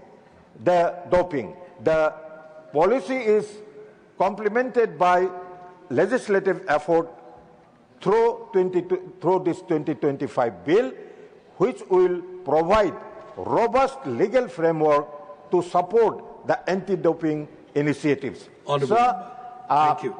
There is a case I want to exemplify here, because it is not the allopathic medicines alone which the athletes take. They take Ayurvedic medicines also, because it depends on the coach. In coaching, if the coach gives a proper medicine which doesn't amount to doping, the doping will reduce. So it is very important that in coaching and the coaches, the awareness should be made, and the awareness will be automatically made to the athletes. Thank you very much. Thank you. Thank you. Shrimati Seema Dwivedi ji. उपसभापति महोदय, आज आपने राष्ट्रीय खेल प्रशासन विधेयक 2025 पर मुझे बोलने का अवसर दिया, इसके लिए मैं आपके प्रति बहुत आभारी हूं। महोदय, यह विधेयक महिलाओं के सम्मान का विधेयक है, महिलाओं को आगे बराबरी करने का विधेयक है और युवाओं के उत्थान का विधेयक है। महोदय, खेल एक ऐसी चीज़ है जिसके माध्यम से हम अपने व्यक्तिगत प्रयास को दिखाने का काम करते हैं। खेल का प्रांगण चाहे कोई भी खेल हो, वहाँ पर जब खिलाड़ी खेलता है, जब कोई हमारा प्लेयर खेलता है, तो वहाँ पर उसकी अपनी व्यक्तिगत प्रतिभा दिखती है कि फला की प्रतिभा क्या है। मैं बहुत आभारी हूँ श्रद्धेय प्रधानमंत्री जी के प्रति, जिन्होंने खेल का बजट दूना किया। माननीय मंत्री जी के बहुत आभारी हूँ, उनके प्रति मेरा बहुत आभार है कि आपने खेल जगत में कुछ नया करने के बारे में सोचा। आज महोदय, मैं ये आपके सामने कहना चाहूँगी, जो हमारा खेल विधेयक है, ये बहुत सारी खामियों को दूर करने वाला विधेयक है। आपको याद होगा, जब राष्ट्रमंडल खेल घोटाला हुआ था, इनके चेयरमैन सुरेश कलमाड़ी जी थे। आज मेरे सामने के साथी नहीं बैठे हैं यहाँ पर, अगर वो होते तो मैं इसके बारे में विस्तार से चर्चा करती। 2014 के बाद लगातार खेलों के बारे में हमारे प्रधानमंत्री जी ने सोचा, और ये सोच ऊपर से नहीं बल्कि गांव से लेकर के आए। गांव से खिलाड़ी को कैसे पैदा किया जाए, उनका कैसे उत्थान किया जाए। इन 2014 से लेकर के आज 2025 तक किसी प्रकार का कोई घोटाला न होने के बावजूद भी आज जब ओलंपिक में चाहे कोई भी जब हमको मेडल प्राप्त होता है, उसमें भारत का स्थान बड़े अच्छे शब्दों में पाया जाता है। पहले मैं पीटी उषा जी यहाँ पर बैठी, ये इनको हम लोग उड़न परी कहा करते थे, और पीटी उषा जी का चयन राज्यसभा में इस बात को दर्शाता है कि प्रधानमंत्री जी ने खेलों के बारे में कितनी उनकी बड़ी कल्पना है। वो चाहते हैं कि पीटी उषा जैसी हमारी बहुत सी बेटियां इस खेल के मैदान में अपना आगे बढ़ें। महोदय, मैं आपसे ये कहना चाहूँगी कि जब आदमी मैदान में खेलने के लिए जाता है तो ये सोचता है कि हम अपने कितना अच्छा अपने को प्रदर्शन करके दिखाएं। लेकिन पहले क्या होता था महोदय, पहले क्या होता था, खेल में जो हमारे खिलाड़ी होते थे उनका चयन उनकी योग्यता के आधार पर नहीं होता था। खिलाड़ी का चयन उसकी योग्यता के आधार पर न होकर के उसका चयन सोर्स के आधार पर होता था। जब आप सोर्स से किसी चीज को लाओगे तो वो उतनी अच्छा रिस्पांस नहीं कर पाएगा जितना उसको करना चाहिए। महोदय, ये प्रश्न उठ सकता है कि ये खेल विधेयक है क्या। इस खेल विधेयक के बारे में बताना चाहती हूँ। यह खेल विधेयक खेल निकायों में निष्पक्ष, नैतिक और पारदर्शी कार्यान्वयन सुनिश्चित करता है। महोदय, खिलाड़ियों के अधिकारों का और कल्याण की रक्षा करता है। भारत में खेलों का संवर्धन और विकास करता है। खेलों में उत्पन्न विवादों और शिकायतों के समाधान के लिए स्पष्ट नियम निर्धारित करता है। और महोदय, भारतीय खेल प्रशासन को ओलंपिक और पैरालंपिक चार्टर जैसे वैश्विक मानकों के अनुरूप बनाता है। महोदय, अब हम ये भी पूछ सकते हैं कि इस विधेयक की आवश्यकता क्या है। महोदय, इस विधेयक की आवश्यकता क्या मैं बताना चाहती हूँ। अत्यधिक अदालती मामले के बारे में 350 से अधिक अदालती मामले और NSF चुनाव पर लगातार रोक लगाए जाने के कारण खेल निकायों के सुचारू संचालन में समस्या उत्पन्न हो रही है। इसके लिए महोदय ये बहुत जरूरी था।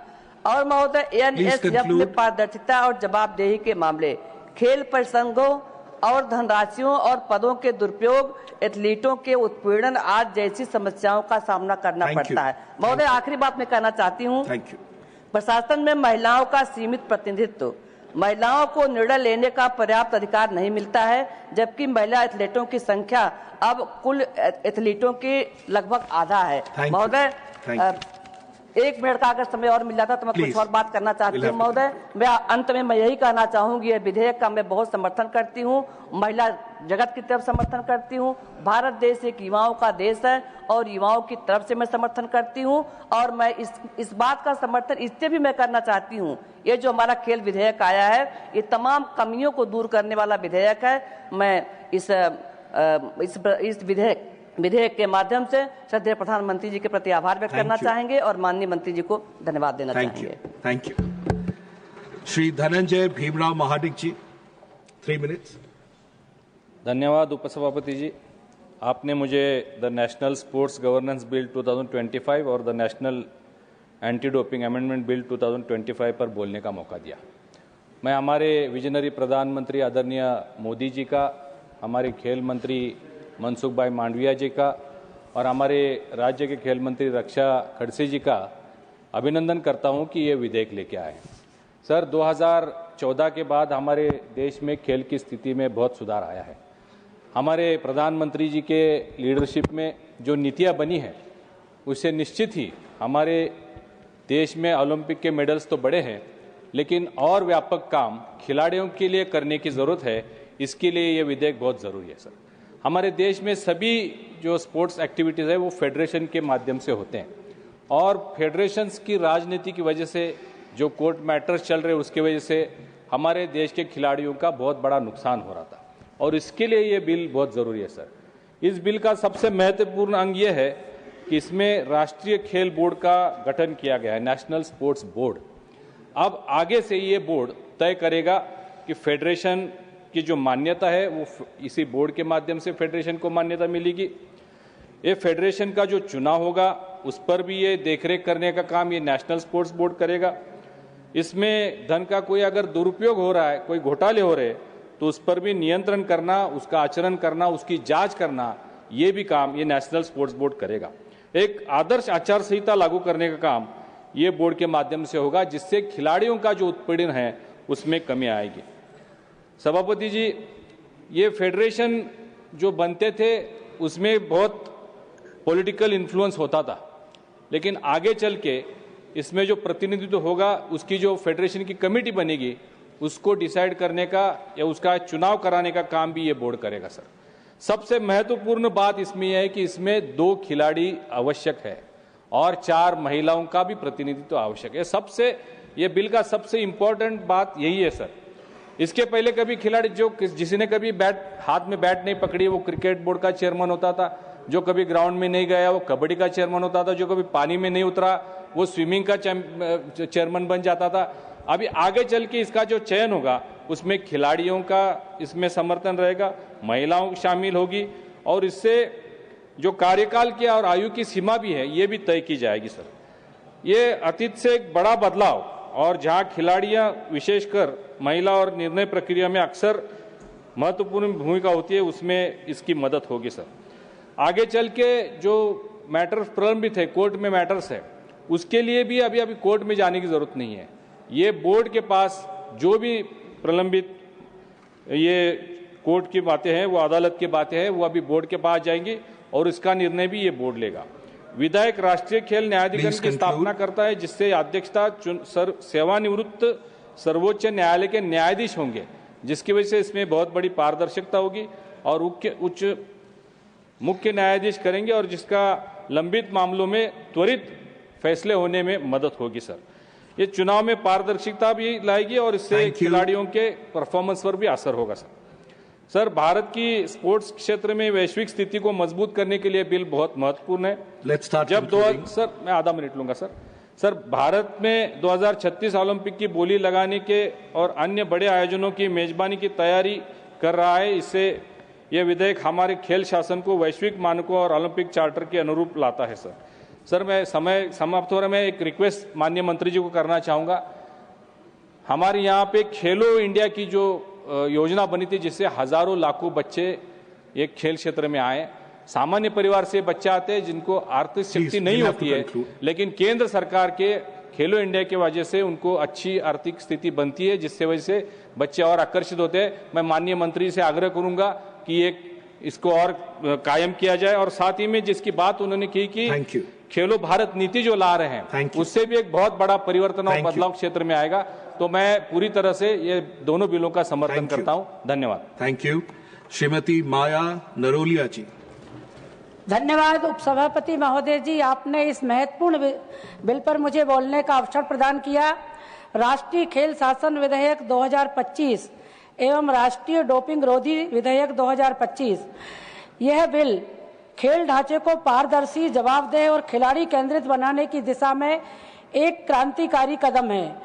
मैं इस बिल का समर्थन करती हूं और इस विधेयक के माध्यम से ये समावेशी ये जो बिल है प्रत्येक राष्ट्रीय खेल फेडरेशन में जिसमें बीसीसीआई भी शामिल है 15 सदस्यीय कार्यकारी समिति में कम से कम 2 विशिष्ट खिलाड़ी और 4 महिला अनिवार्य होंगी। हम प्रधानमंत्री नरेंद्र मोदी जी का बहुत बहुत अभिनंदन करते हैं, बहुत बहुत सराहना करती हूँ।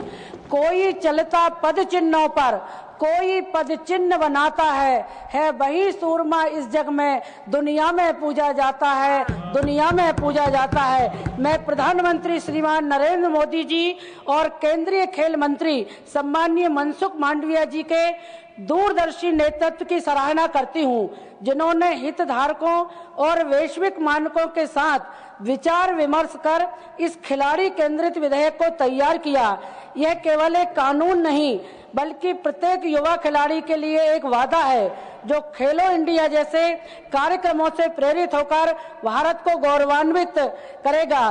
यह विधेयक हमारी प्रमुख योजनाओं जैसे खेलो इंडिया जो जमीनी स्तर पर प्रतिभाओं को पोषित करता है, फिट इंडिया मूवमेंट जो राष्ट्रव्यापी फिटनेस को प्रोत्साहित करता है और target Olympic podium scheme TOPS जो वैश्विक मंच पर खिलाड़ियों को तैयार करता है के साथ तालमेल बिठाता है। यह 2028 ओलंपिक में क्रिकेट की वापसी के लिए भी एक महत्वपूर्ण है जिसमें BCCI को जवाबदेही के दायरे में लाया गया है। मैं इस विधेयक की प्रमुख विशेषताओं के कुछ संक्षिप्त पहलू यहाँ पर प्रस्तुत करूंगी। पहला, यह महत्वपूर्ण संस्थानों की स्थापना करता है।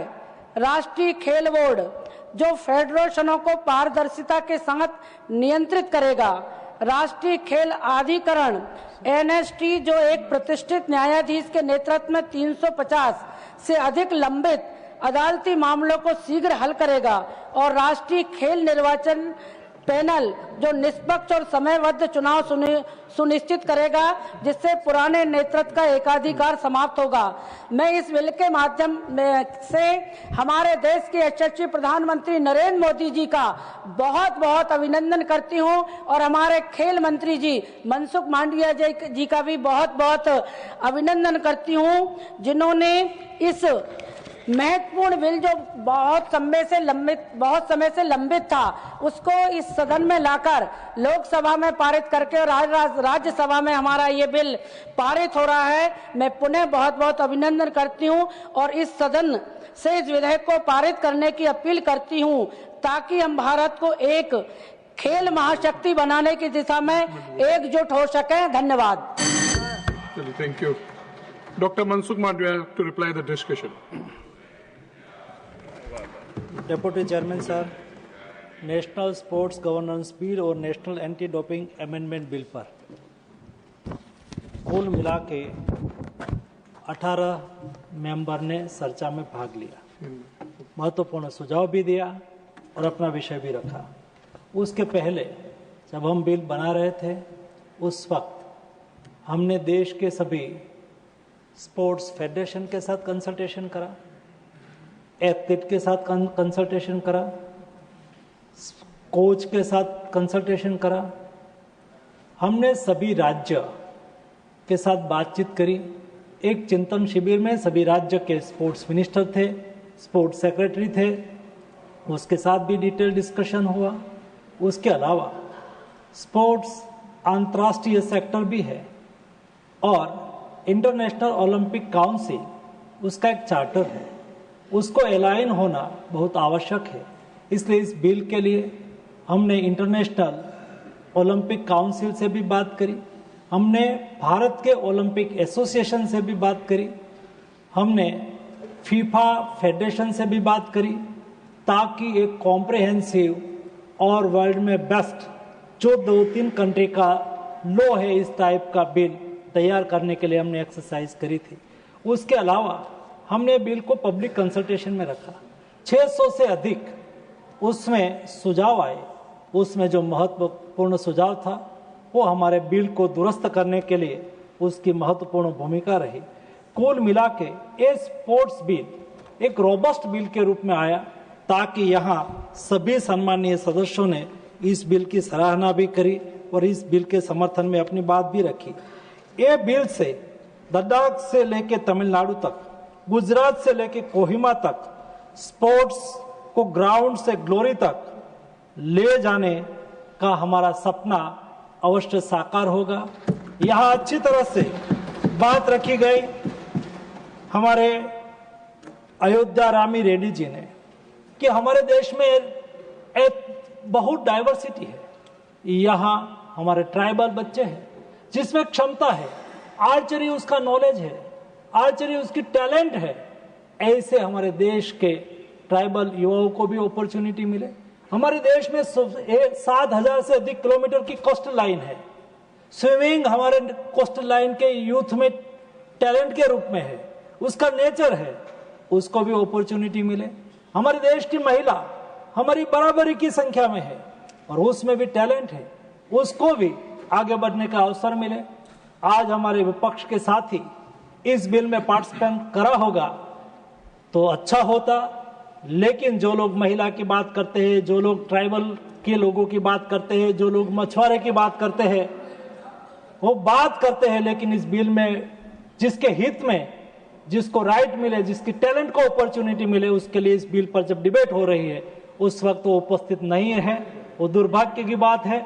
उन्होंने चर्चा में भाग लेके अपना सुझाव दिया होता तो हमें अच्छा लगता। हमारे सुभाषिष खुटिया जी ने अपनी बात को रखते हुए कहा कि उसमें सरकार और पावर सेंट्रलाइज होगा, सरकार के पास होगा। डिप्टी चेयरमैन सर, मैं स्पष्ट करना चाहता हूं, ए बिल में हम ज्यादा पारदर्शिता ला रहे हैं। ए बिल में सरकार कोई पावर कैचअप करना नहीं चाहते हैं, सरकार कोई फेडरेशन में हस्तक्षेप नहीं करना चाहती है, सरकार कोई सिस्टम को नहीं कंट्रोल करना चाहती है। सभी में पारदर्शिता सुनिश्चित हो। ये पारदर्शिता सुनिश्चित करने के लिए हम उसको सहयोगी होने की कोशिश करेंगे, उसके लिए हम स्ट्रक्चर देंगे, उसके लिए हम व्यवस्था देंगे, ताकि एक ट्रांसपेरेंट तरीके से हमारे एथलीट को अपॉर्चुनिटी मिले।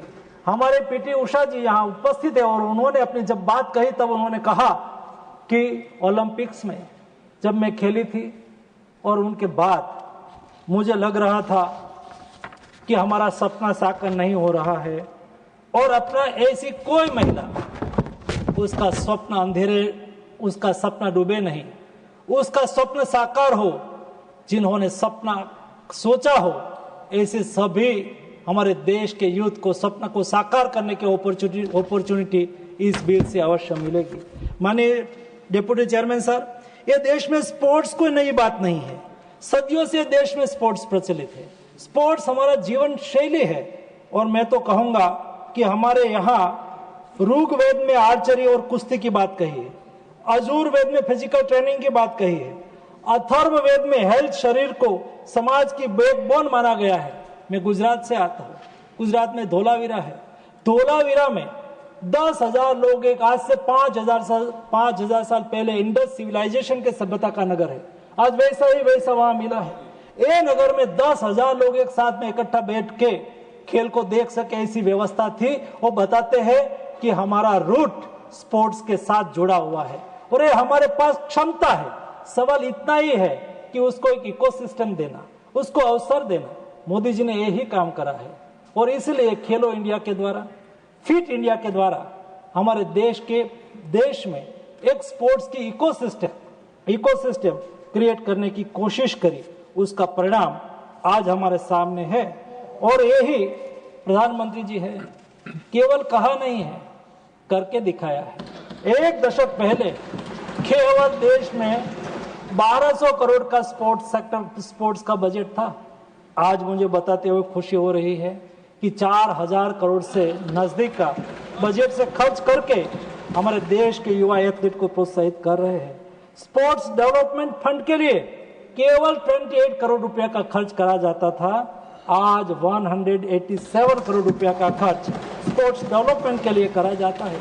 हमारे देश के एथलीट जिसमें टैलेंट है, कंपटीशन में जीते हैं, लेकिन इंटरनेशनल कंपटीशन में पार्टिसिपेशन करे, ऐसे एलिट एथलीट की सूची करके टारगेट ओलंपिक पोडियम स्कीम में उसको शामिल करके उसको हर तरह का एक्सपोजर मिले, उसके लिए सुनिश्चित करा जाता है। कोई संसाधन की कमी ना हो। मेरे देश के ट्राइबल क्षेत्र से निकलने वाले युवा हो, एथलीट हो, उसकी क्षमता हो, लेकिन आर्थिक संसाधन नहीं है, तो मोदी जी ने कहा है कि आपको रुकना नहीं है, आपको आगे बढ़ना है। 4000 से अधिक देश के एथलीट को आर्थिक संसाधन उपलब्ध करा के उसको सेंटर ऑफ एक्सलेंस में, नेशनल इंपोर्टेंट इंस्टीट्यूट में, स्टेट इंपोर्टेंट इंस्टीट्यूट में रख के उसकी व्यवस्था करी जा रही है।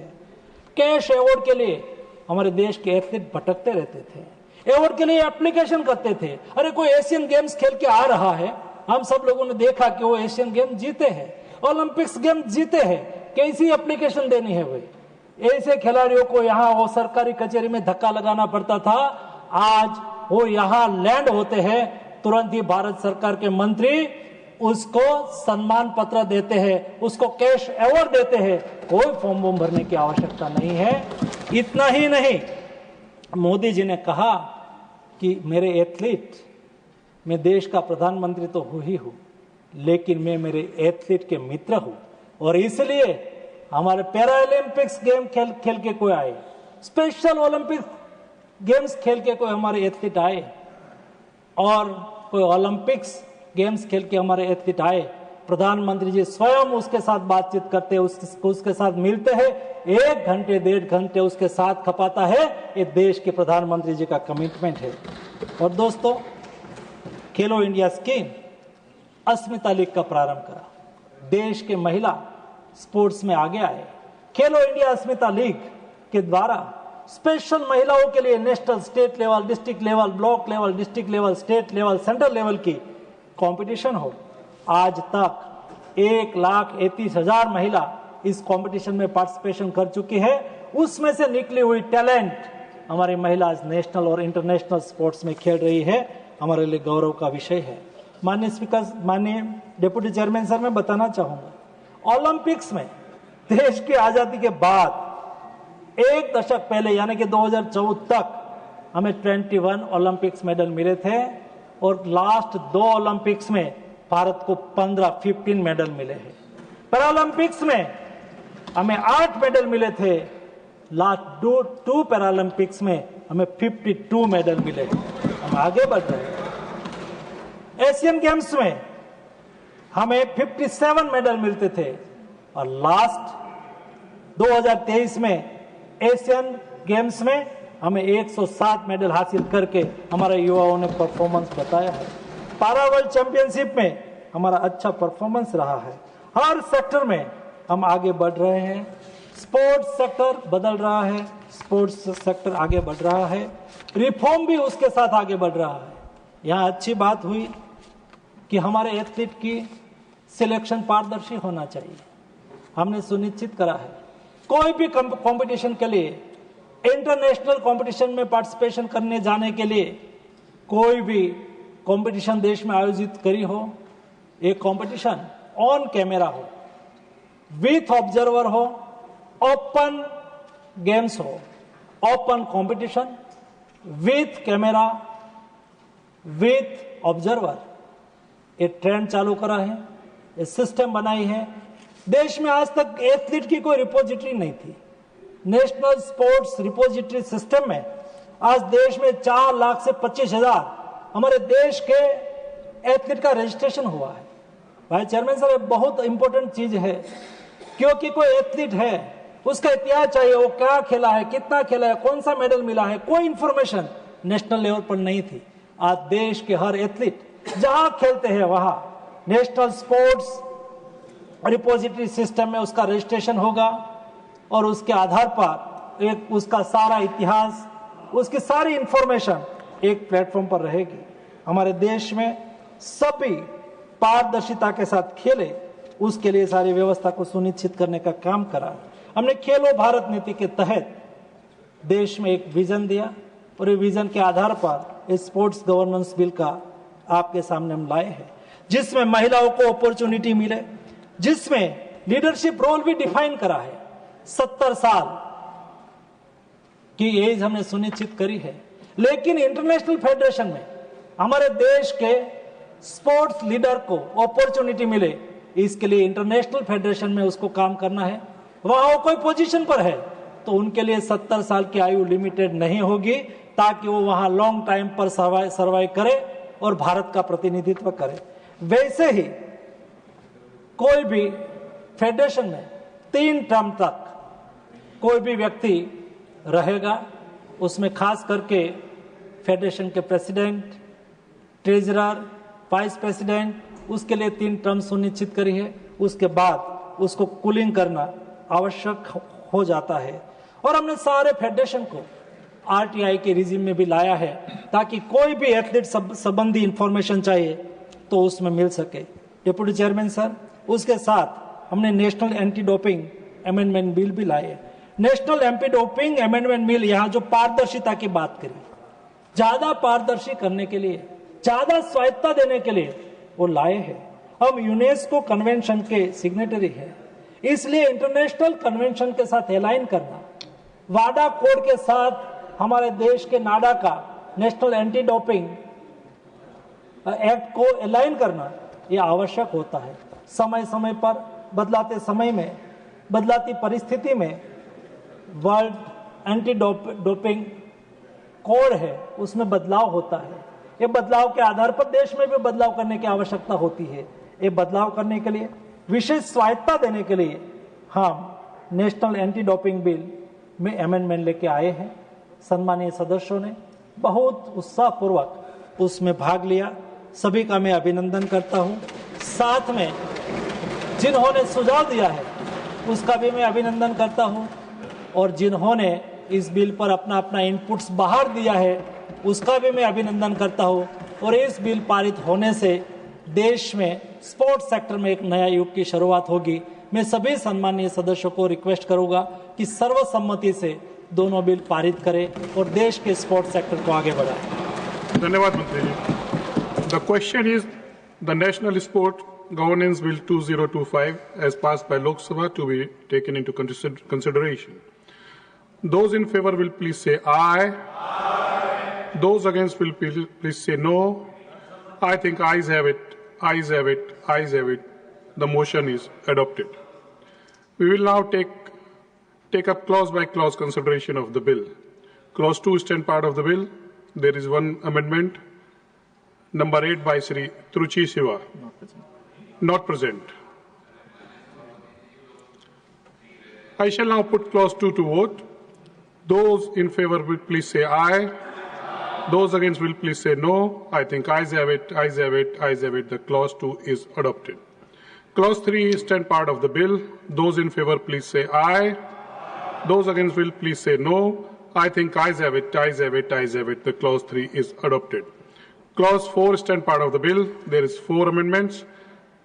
Number 1 by Sri A. Rahim, not present. 9 to 10 by Sri Truchi Siva, not present. Number 13 by Dr. Fauzia Khan, not present. I shall now put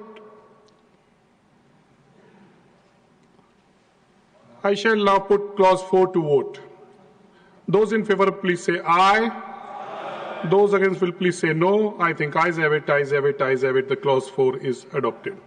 Clause 5 stand part of the bill. There is 4 amendments. Number 2 by Sri A. Rahim, not present. Number 11 by Sri Truchi Siva, not present. Number 16 and 17 by Sri Santosh Kumar P, not present.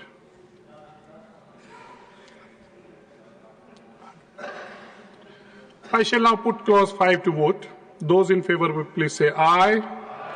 Those against will please say no. I think ayes have it, ayes have it, ayes have it. The clause 5 is adopted.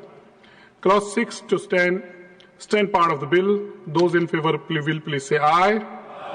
Those against will please say no. I think ayes have it, ayes have it, ayes have it. The clause 6 to 10 are adopted. Clause 10 part of the bill. There is one amendment.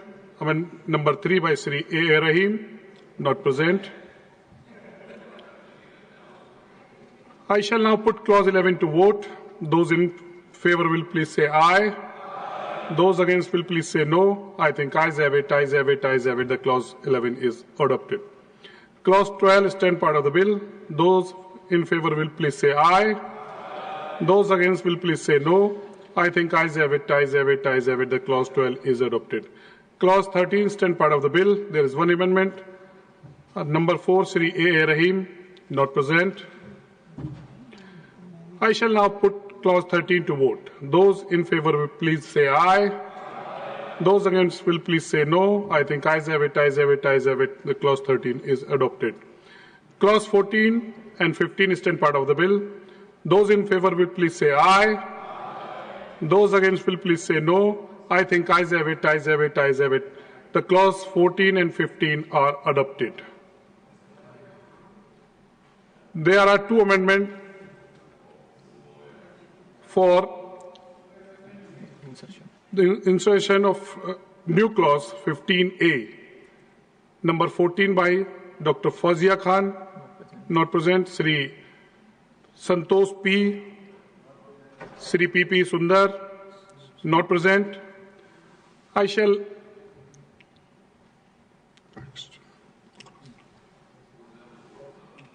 the clause 16 part of the bill. Those in favor please say aye. Those against will please say no. I think ayes have it, ayes have it, ayes have it. The clause 16 is adopted. Clause 17 part of the bill. There are 2 amendments. Number 12 by Sri Truchi Siva, not present. 19 by Sri Santosh Kumar P, not present. I shall now put clause 17 to vote. Those in favor please say aye. Those against will please say no. I think ayes have it, ayes have it, ayes have it. The clause 17 is adopted. Clause 18 to 26 stand part of the bill. Those in favor please say aye. Those against will please say no. I think ayes have it, ayes have it, ayes have it. The clause 18 to 26 are adopted. There is one amendment of our insertion of new clause 26A. Number 15 by Fawzia Khan, not present. Clause 27 to 29 stand part of the bill. There is those in favor will please say aye. Those against will please say no. I think ayes have it, ayes have it, ayes have it. Clause 27 to 29 are adopted. Clause 30 stands part of the bill. There is one amendment. Number 5, Sri A. Rahim, not present. I shall put now clause 30 to vote. Those in favor will please say aye. Those against will please say no. I think ayes have it, ayes have it, ayes have it. The clause 30 is adopted. Clause 31 to 33 stand part of the bill. Those in favor will please say aye. Those against will please say no. I think ayes have it, ayes have it, ayes have it. The clause 31 to 33 are adopted. Clause 34 stand part of the bill. There is one amendment. Number 6, Sri A. Rahim, not present. I shall now put clause 34 to vote. Those in favor please say aye. Those against will please say no. I think ayes have it, ayes have it, ayes have it. The clause 34 is adopted. Clause 35 stand part of the bill. There is one amendment. Number 7 by Sri A. Rahim, not present. I shall now put clause 35 to vote. Those in favor will please say aye. Those against will please say no. I think ayes have it, ayes have it, ayes have it. The clause 35 is adopted. Clause 36 to 38 stand part of the bill. Those in favor please say aye. Those against will please say no. I think ayes have it, ayes have it, ayes have it. The clause 36 to 38 are adopted. The preamble clause 1 enacting formula and the title stand part of the bill. Those in favor please say aye.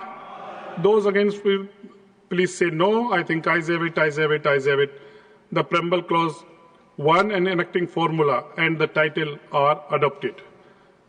Dr. Mansukh Mandviya to move that the bill be passed. I move the bill pass. Bill be passed. Motion moved that the bill be passed. The question is that the bill be passed. Those in favor will please say aye. Those against will please say no. I think ayes have it, ayes have it, ayes have it. The bill is passed.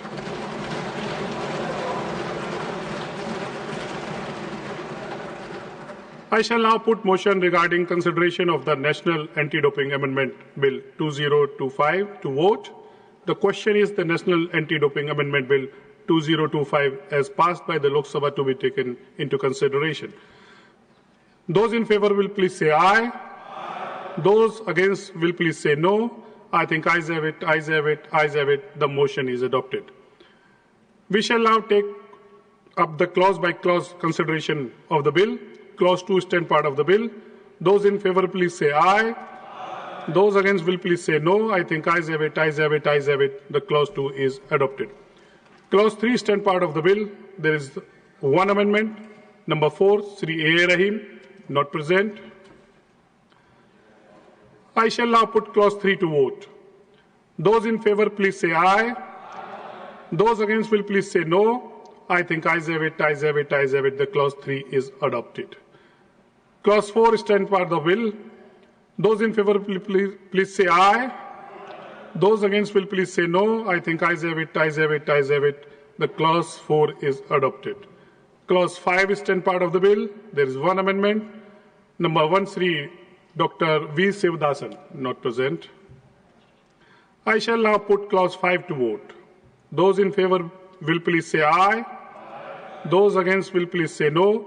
I think ayes have it, ayes have it, ayes have it. The clause 5 is adopted. Clause 6 to 8 stand part of the bill. There is those in favor will please say aye.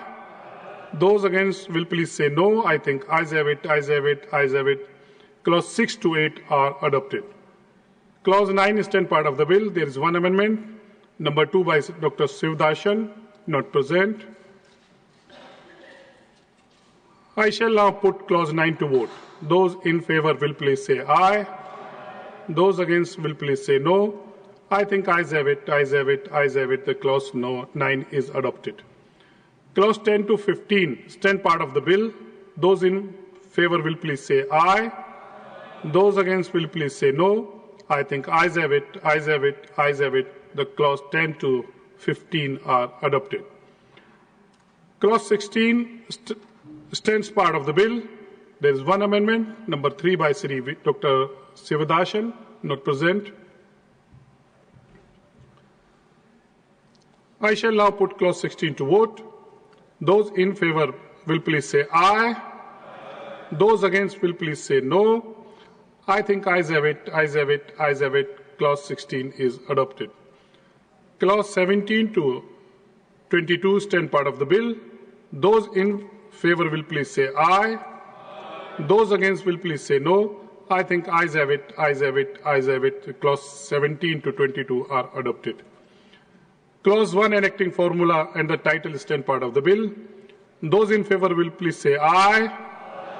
Those against will please say no. I think ayes have it, ayes have it, ayes have it. Clause 1 and enacting formula, the title are adopted. Dr. Mansukh Badia to move that bill be passed. I move the bill be passed. Motion moved that bill be passed. The question is that the bill be passed. Those in favor will please say aye. Those against will please say no. I think ayes have it, ayes have it, ayes have it. The bill is passed.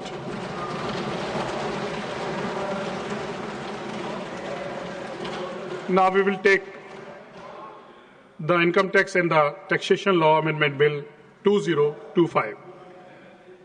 Srimati Nirmala Sitharaman to move motion for consideration of the following bill: the Income Tax Bill 2025 and the Taxation Law Amendment Bill 2025.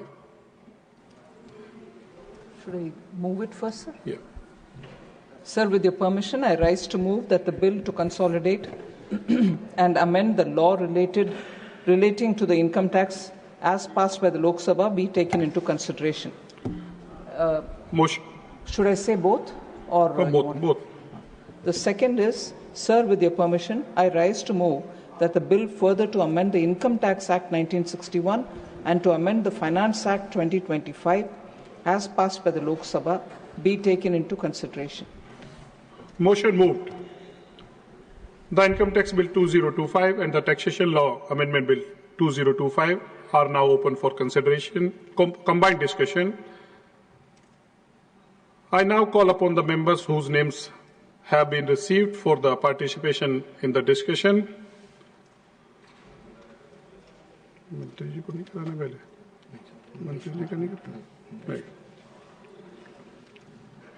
Shri Naresh Bansal.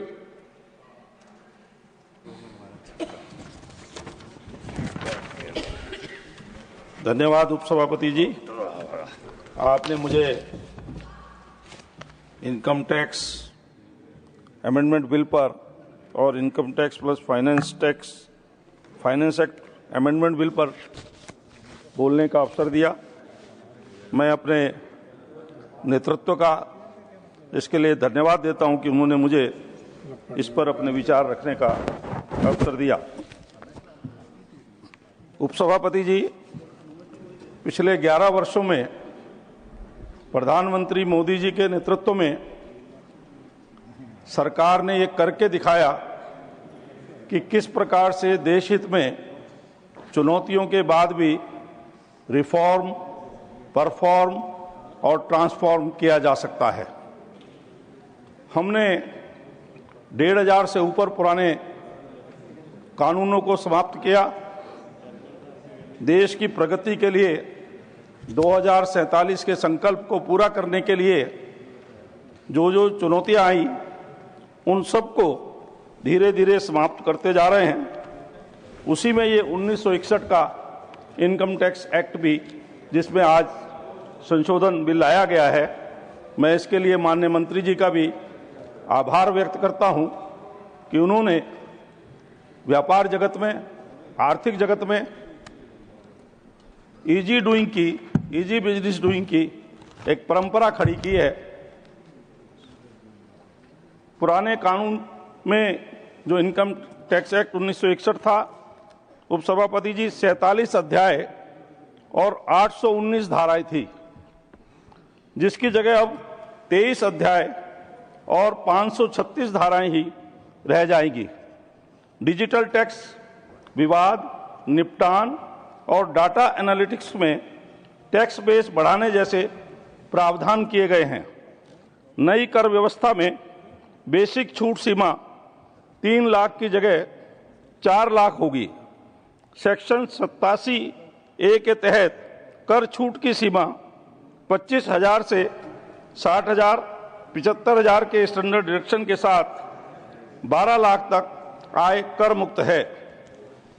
इससे जहां individual tax payer को सुविधा होगी, वहीं व्यापार जगत में भी व्यापार में आसानी होगी। वित्त मंत्री जी ने जो नया आयकर कानून लाया है, उससे व्यापार करने में आसानी होगी, निवेश का नया और सरल रास्ता खुलेगा। आयकर मामले में सरकार सख्ती की जगह सहयोग बढ़ाने का इरादा रखती है। नए आयकर बिल की समीक्षा करने वाली परवर समिति ने अपनी 4,575 पन्ने की रिपोर्ट में 2,085 सिफारिशें की थी। हमारे लगभग सभी को इसमें स्वीकार कर दिया गया है। इस प्रकार व्यापक रूप से जनता का और विचारों को इसमें समावेश किया गया है। यह आर्थिक जगत में जहां 12 लाख रुपए तक का छूट मिली है, वहीं जिनकी और कोई आय नहीं है, केवल रेंटल इनकम है, उनको तो 17 लाख तक की आय पर कोई टैक्स नहीं है।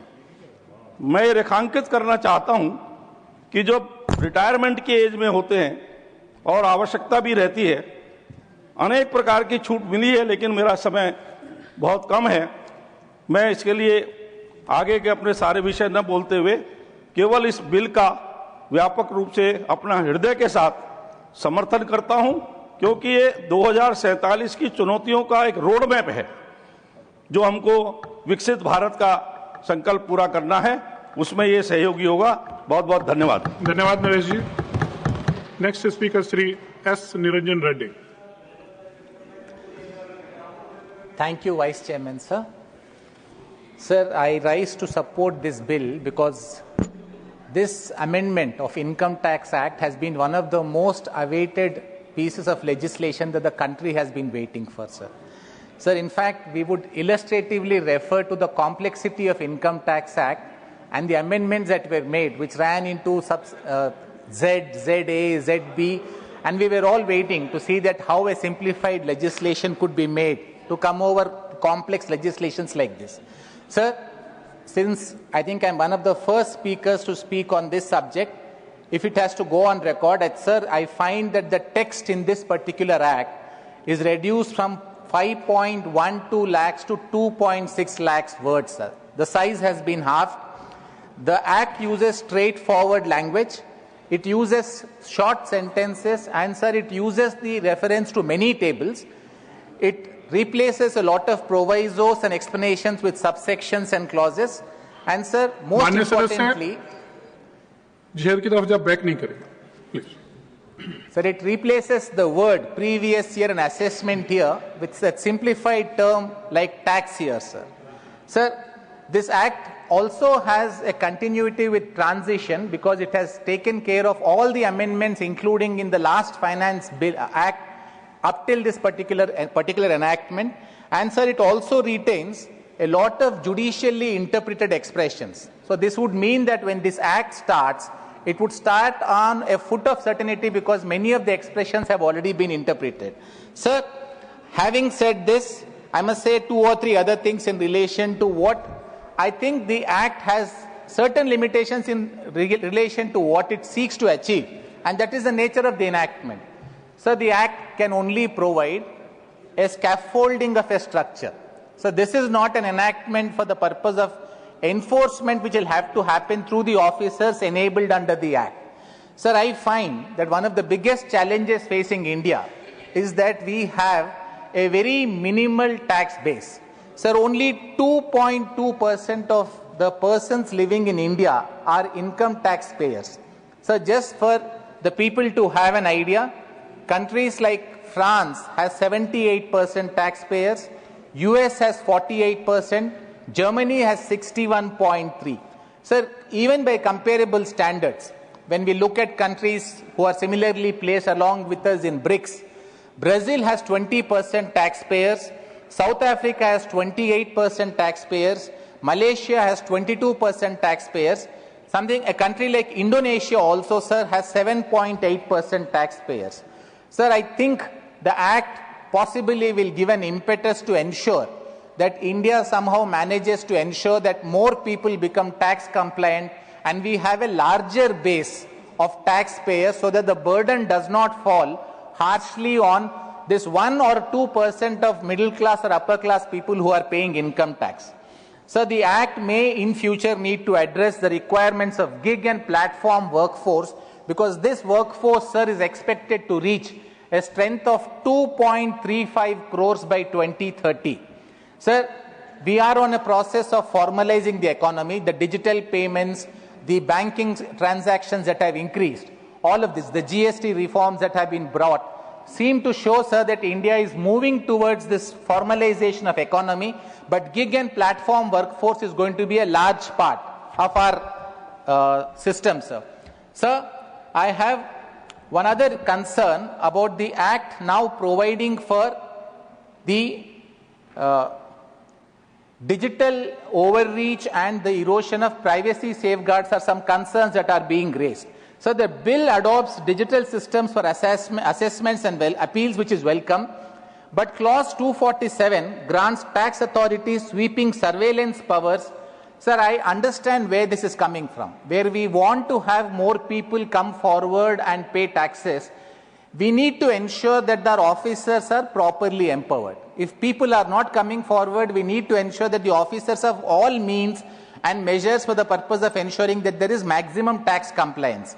But while providing for it, while enabling the officers, giving them a large liberty with regard to them dealing with the gadgets and the cloud storage space or social media accounts or any electronic data of citizens, while it may be for the purpose of enabling the tax enforcement officers to ensure that there is no tax evasion that happens, sir, there don't seem to be sufficient safeguards or guardrails with regard to ensuring that this thing is protected properly. It must be used only for income tax purposes.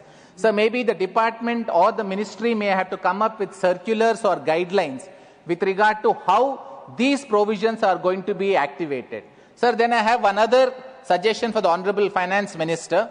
Sir, we may need to ensure that while we are ensuring that there is a greater compliance and we would work towards that, we may have to incentivize the honest taxpayers. So many years back, one of the first years, sir, I'm speaking from personal experience, when I paid my tax, I got a certificate of appreciation from Income Tax Department. Just one certificate of appreciation. Every time my chartered accountant would tell me, sir, we can save some money here or there, I would say, no, let us pay the tax, it is going for a good purpose. Sir, a large part of it was the fact that I felt appreciated, I felt my country cared that I paid income tax. Sir, we can come up with some schemes for the purpose of providing appreciation for our taxpayers. Sir, we could come up with one preferred taxpayer card or something, sir, where honest taxpayers who have been paying tax regularly over a period of time, they need to be recognized by the government. Maybe they need to have priority access at airports. They may need to have some priority access for public services. I want the government to show, sir, that people who are paying tax are appreciated and the government would actually recognize them. For a person to stand in a priority queue, sir, it is not that he wants to just jump the queue and move forward, but if any other person is going to an airport or a railway station and he sees there is the priority access for people who are paying income tax honestly, he would want to be in that queue because he would want to show to the world that he is an honest taxpayer. And the people who are in that queue will feel appreciated. It is not about them saving 5 minutes or 10 minutes, sir, but they feel their country cares for these honest taxpayers.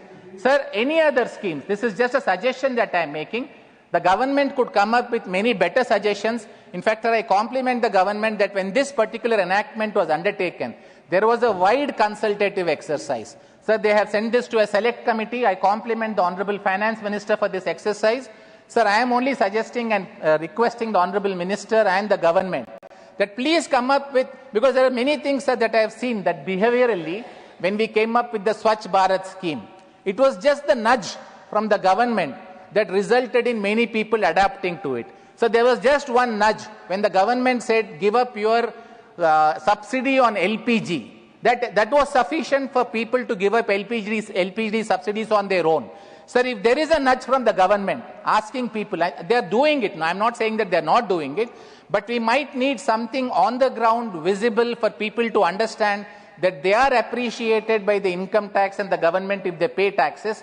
It may make more people move towards this tax compliance. Sir, I look at this as a first step of legislative simplification.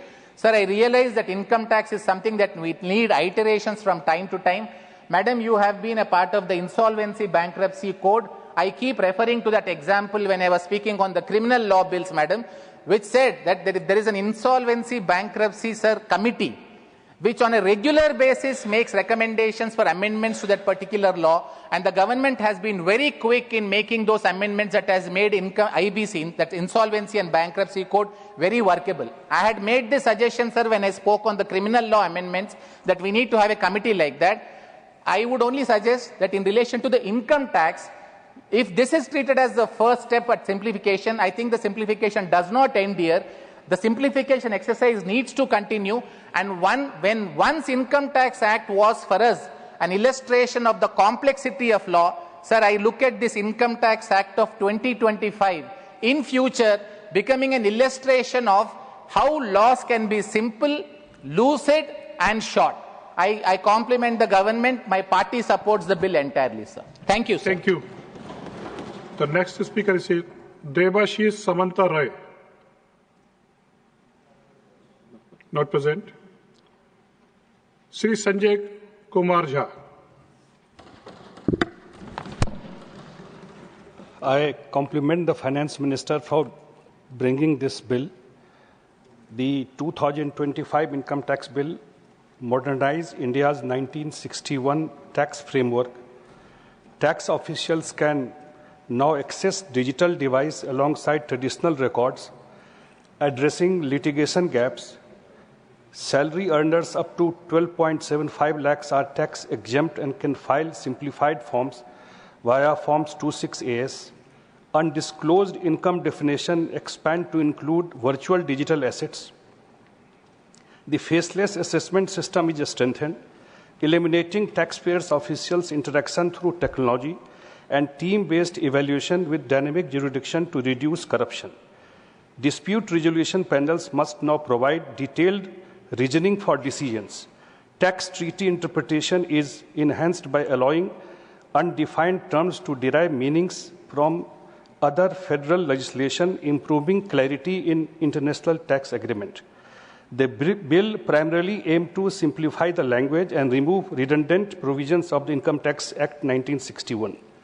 The current Income Tax Act 1961 lacks specific provisions for digital devices, creating litigation disputes.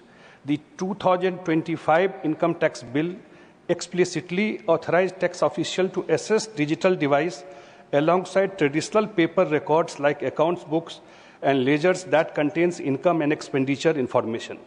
Recent tax regime changes exempt salary earners up to 12.75 lakhs from tax liability. According to provisions of the bill, these individuals can submit a simplified claim form instead of full income tax returns. This process integrates with Form 26AS, which provides a comprehensive record of taxes deducted and collected at sources. The 1961 Income Tax Act defines undisclosed income in such cases as cash, gold, jewelry, and other valuables. The new income tax law, the new income tax bill broadens this definition to encompass virtual digital asset as well. Under the IT Act 1961, there is a provision for faceless tax information collection. This provision aims to eliminate direct interaction between taxpayers and tax authorities by leveraging technology reducing corruption and optimizing administrative resources. It empowers the central government to establish a digital, team-based system for collecting tax information with dynamic jurisdiction, ensuring transparency and efficiency while maintaining parliamentary oversight. Dispute resolution, the 1961 Act permits qualified taxpayers, including those in transfer pricing cases, non-resident and foreign companies, to submit a draft tax assessment to a dispute resolution panel for guidance. The draft will maintain this provision, but now requires the panel to provide detailed reasoning and determining factors with their decisions. The law enables the central government to create international agreement preventing double taxation. When treaty terms lacks definition in the agreement or act, the government provide meanings through notification. The bill adds that undefined terms may also derive meanings from other federal legislation. The Act establishes anonymous information gathering and tax assessment procedures which the bill preserves. Additionally, the bill grants the central government new powers to develop schemes aimed at improving operational efficiency, transparency, and accountability in tax administration. The bill pared down the number of words in the law to around 2.5 lakh to 2.59 lakhs from the 5.12 lakhs in the income tax 1961. 2,59,000 से 5,12,000 से 2.59 lakhs words, almost half हो गया. The number of sections 2 have been slashed to 536 from 819. In order to provide greater clarity, the new bill has increased the number of tables it incorporates. Sanjay, conclude. 1 minute. Please. To 57 from 18, and number of formulate to 46 from 6. The above provision have enabled the consideration of a scattered clauses and simplified the complex language of income tax principle. The IT bill seeks to transform... Thank you, Sanjay. Just 1 minute. One minute. Thank you. Already transform the Act into concise, lucid, and accessible legal instrument, more so for the normal income taxpayer. One suggestion to ma'am, to Finance Minister, the definition of computer system is wide and also include virtual digital space. The above terminology in attempt to modernize tax enforcement. 1 minute. I'll call now. Next speaker. One suggestion is issuing clear SOPs guidelines in this regard and conducting regular sensitized training program in this regard would serve as a confidence, because if you teach the mobile or computer. Thank you, Sanjay. That is one suggestion. Thank you. Next speaker, Sri Sanjay Seth. धन्यवाद sir. सबसे पहले मैं इस ऐतिहासिक सुधार के लिए माननीय यशस्वी प्रधानमंत्री श्री नरेंद्र मोदी जी का धन्यवाद देता हूं और माननीय वित्त मंत्री श्रीमती निर्मला सीतारमण जी को धन्यवाद देता हूं. ये बिल विकसित भारत के संकल्प की दिशा को पूरा करने के लिए एक मजबूत कदम है. इस इनकम टैक्स के बिल के लिए बहुत लोगों ने सब कुछ बताया है. मैं इससे पहले अपना अभी कुछ दिनों पहले जो अमेरिका के राष्ट्रपति ने हमारे भारत को डेट इकोनॉमी बताया है और जिसको कि हमारे लोकसभा के एलओपी ने भी समर्थन किया है, उसके बारे में उनको जानकारी देना चाहता हूं, पूरे विश्व को जानकारी देना चाहता हूं, क्योंकि जो हमारे आंकड़े हैं वो झूठ नहीं बोलते हैं. 2024-25 में भारत की जीडीपी का ग्रोथ रेट 6.5 रहा, जो G20 इकोनॉमी में सबसे ऊपर है. मई 2025 में इन्फ्लेशन रेट गिरकर 2.82% आ गया, जो 2019 के बाद सबसे निचला स्तर है. टोटल एक्सपोर्ट्स 2024-25 में रिकॉर्ड 824.9 बिलियन पर पहुंचा है. भारत की नॉमिनल जीडीपी 106.57 लाख करोड़ 2014-15 से बढ़कर 331.03 लाख करोड़ 2024-25 में हो गई है. परचेजिंग पावर पैरिटी के हिसाब से हम $14.59 ट्रिलियन जीडीपी के साथ तीसरे नंबर पर हैं। भारत की अर्थव्यवस्था हर साल औसतन 6 से 8% की रफ्तार से आगे बढ़ने का अनुमान है और अगले 15 साल में औसत लगभग 7% रह जाएगी। वहीं अमेरिका की जो अर्थव्यवस्था है वो औसतन 2% की दर से बढ़ने का अनुमान है, जो पिछले 15 सालों की उसकी रफ्तार बराबर चल रही है। आज हमारी अर्थव्यवस्था विश्व में 5वें नंबर पे है और 2027 तक हमने संकल्प लिया है कि हम इसको तीसरी अर्थव्यवस्था बनाएंगे। 2014 में डायरेक्ट टैक्स का कलेक्शन हमारा 6.3 लाख करोड़ था, जो अब बढ़कर 19.60 लाख करोड़ हो गया है और इसमें सबसे ज्यादा कंट्रीब्यूट कर रहे हैं वो मध्यम वर्ग और नौकरी पेशा करने वाले लोग कर रहे हैं। उपसभापति महोदय, 1961 के बाद हमारे पुराने आयकर कानून के पहली बार डायरेक्ट टैक्स सिस्टम की व्यापकता और आधुनिक दृष्टि से नया रूप दिया जा रहा है।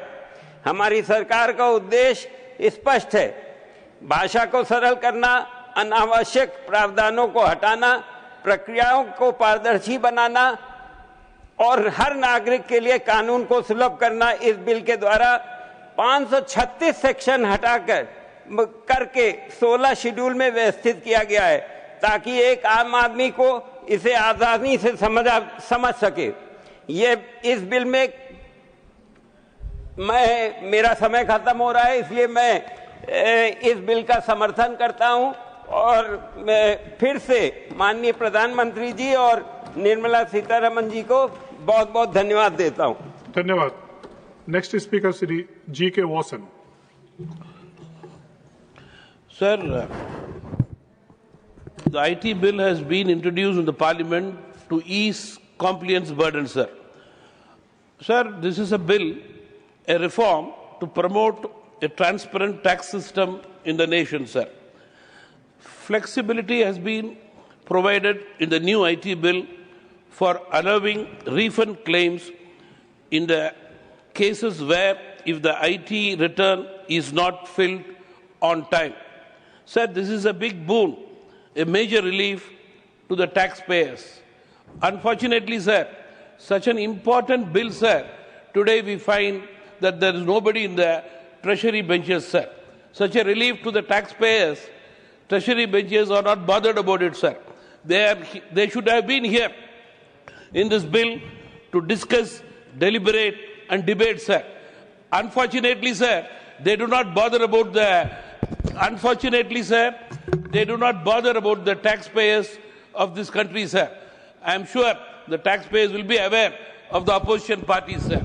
Likewise, sir, the previous bill was on sports. For students in the school and college, sir, sports is a very favorite subject. They are not bothered about students in the school and college, sir.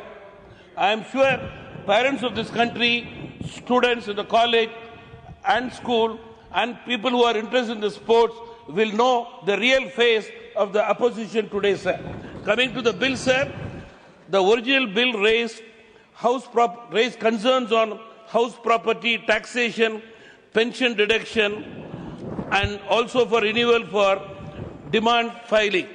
The revised bill has addressed these gaps to fulfill, reduce disputes, simplify interpretation, which will pave a way forward for fairness, sir. Sir, in this bill, reforms are expected to ease compliance for individual companies, especially, sir, MSMEs, and promote a stable, predictable, and transparent tax system which will pave way for a key factor for sustaining domestic consumption, attracting foreign investments, which will lead to support for growth, sir. Sir, this important bill has opted for simplified language to make the law more accessible and has removed absolute and redundant provisions for greater clarity in the bill, sir. To conclude, sir, the FM's legislation displays the forwardness, that is the clarity of our tax administration. This kind of base in the tax system, sir, will support our economic growth in the country, sir. With these words, my party, Tamil Maanila Congress Bhupanar, supports the IT Bill 2025. Thank you, sir. Message from Lok Sabha, Secretary General. Sir, with your kind permission, I rise to report that the Lok Sabha at its sitting held on the 12th August 2025 passed the Mines and Minerals Development and Regulation Amendment Bill 2025. I lay a copy of the said bill on the table. Next is Speaker Dr. Bhagwat Karar. माननीय सभापति महोदय, माननीय सदस्यगण, आज मुझे income tax bill 2025 के ऊपर बोलने के लिए अवसर दिया, इसलिए मैं आपका और हमारे हाउस लीडर माननीय जेपी नड्डा जी का आभार व्यक्त करता हूं। आज भारत देश की इकोनॉमी पूरे दुनिया में चौथे नंबर पे है और जल्दी ही माननीय प्रधानमंत्री मोदी जी के नेतृत्व में तीसरी इकोनॉमी बनेगी। प्रधानमंत्री जी के नेतृत्व में जैसे तीसरी इकोनॉमी बनने वाली है, वैसे ही हमारे फाइनेंस मिनिस्टर मैडम की पॉलिसी भी महत्वपूर्ण है। इस बिल जो इनकम टैक्स एक्ट 1971 को रिप्लेस करेगा, ये जो एक्ट है 64 साल पुराना एक्ट है। इसमें अमेंडमेंट्स बहुत सारे हुए थे और लैंग्वेज भी बहुत सारी कॉम्प्लेक्स हुई थी, इसीलिए टैक्स पेयर्स, एडमिनिस्ट्रेटर्स और प्रैक्टिशनर्स उन्होंने कंसर्न रेज करने के बाद यह जो बिल है 13 फरवरी 2025 को लोकसभा में लाया था और उसी वक्त वो सिलेक्ट कमेटी को रेफर किया था। सिलेक्ट कमेटी के जो कुछ रिकमेंडेशंस है वो लेने के बाद 21 जुलाई को वापस लोकसभा में आया और उनके बाद अभी अलग अलग स्टेक होल्डर्स हो और उन्हीं का ओपिनियन लेके अभी आज अपने सामने बिल आया है। माननीय प्रधानमंत्री जी के नेतृत्व में जन भागीदारी को बहुत ही इम्पोर्टेंस दिया जाता है।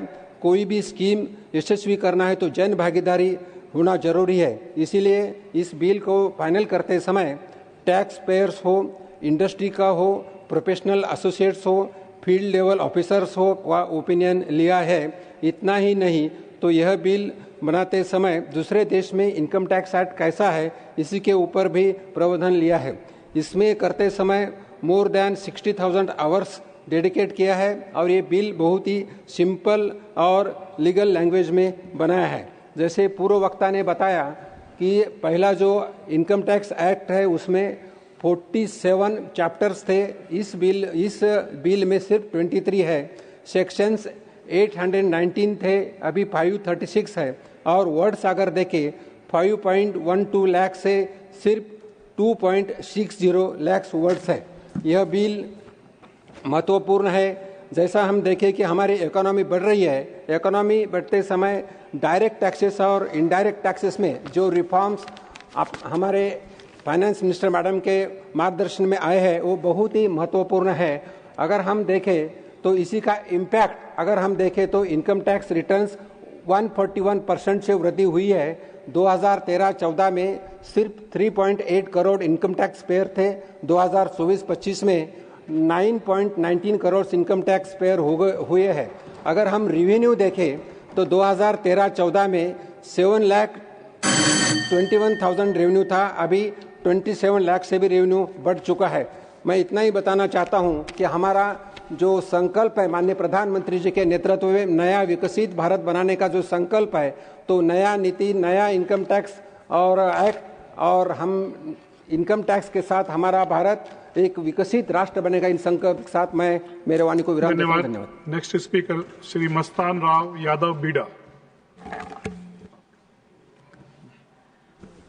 Thank you, sir. Thank you for giving me the opportunity. I, on behalf of our Telugu Desam party and our leader, Sri Nara Chandrababu Naidu Garu, rise to speak on the bill, Income Tax Bill 2025 and Taxation Laws Amendment Bill 2025. The new Income Tax Bill is a piece of legislation that marks a turning point in India's direct tax history. This bill is not merely a replacement of Income Tax Act 1961. It is the result of over a decade of reforms aimed at making our tax system simplified. fairer and more predictable. When NDA government came to power in 2014, we inherited a tax system weighed down by complexity, delays and mistrust.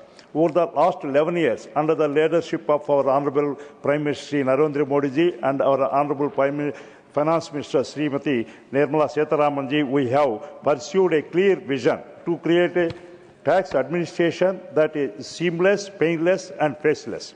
Technology has been at the heart of this transformation. The results speak for themselves. The average ITR processing time has dropped from 93 days in 2013 to just 10 days in 2023-24, with nearly 25% processed in a single day. ITR filings, including updated returns, have risen by 141% from 3.8 crore in financial year 2013-14 to 9.19 crore in financial year 2024-25. Gross direct tax collections have increased by 274% from 7.21 lakh crore to 27.02 lakh crores in the same period, sir. From simplifying the tax structure to creating a conducive environment for voluntary compliance, the reforms implemented by the government over the last 11 years were done to make the tax process simple, efficient and transparent. Key features of this bill, sir.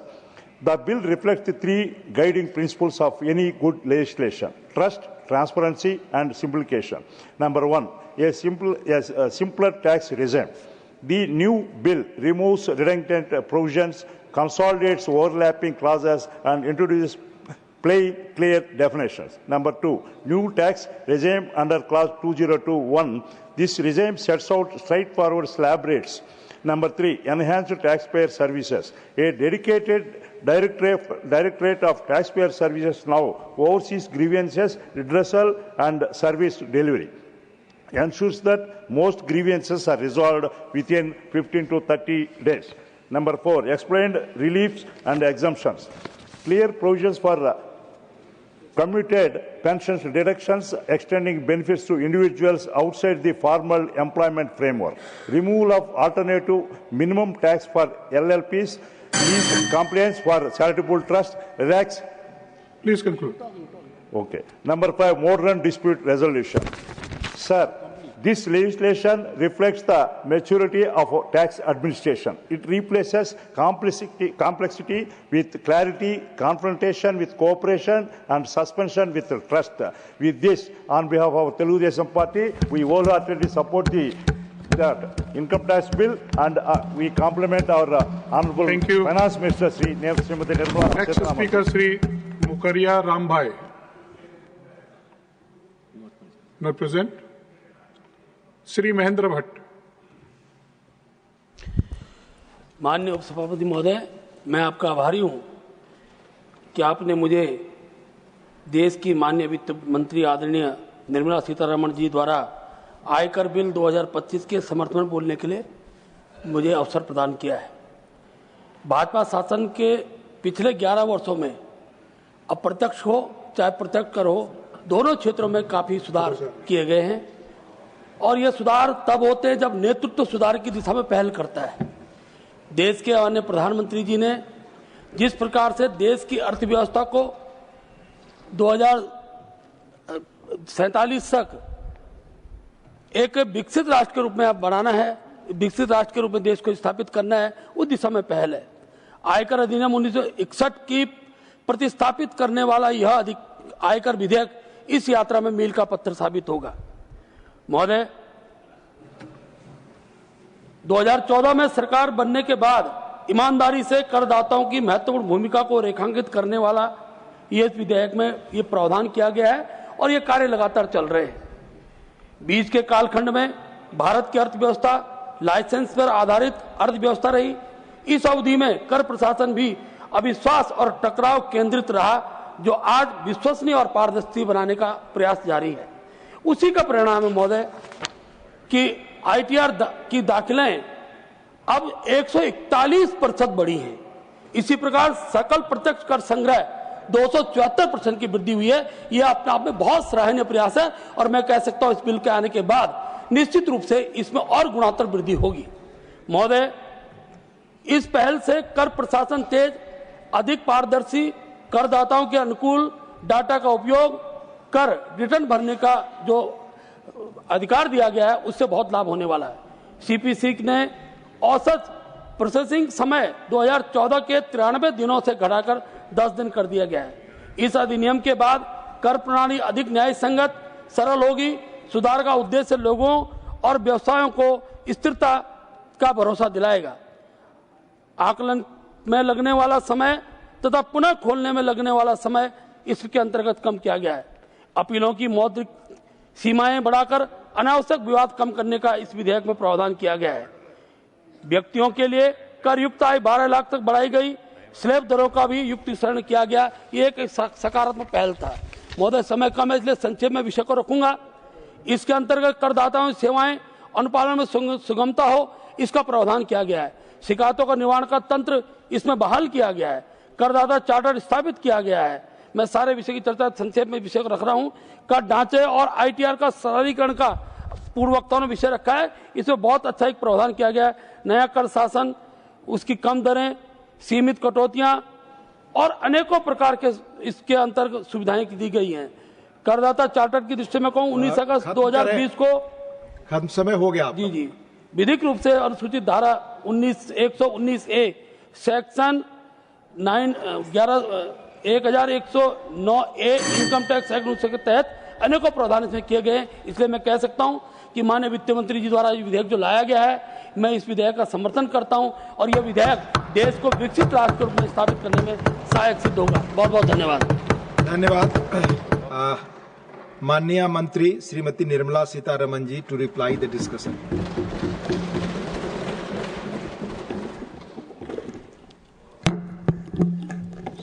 Thank you, Deputy Chairman, sir.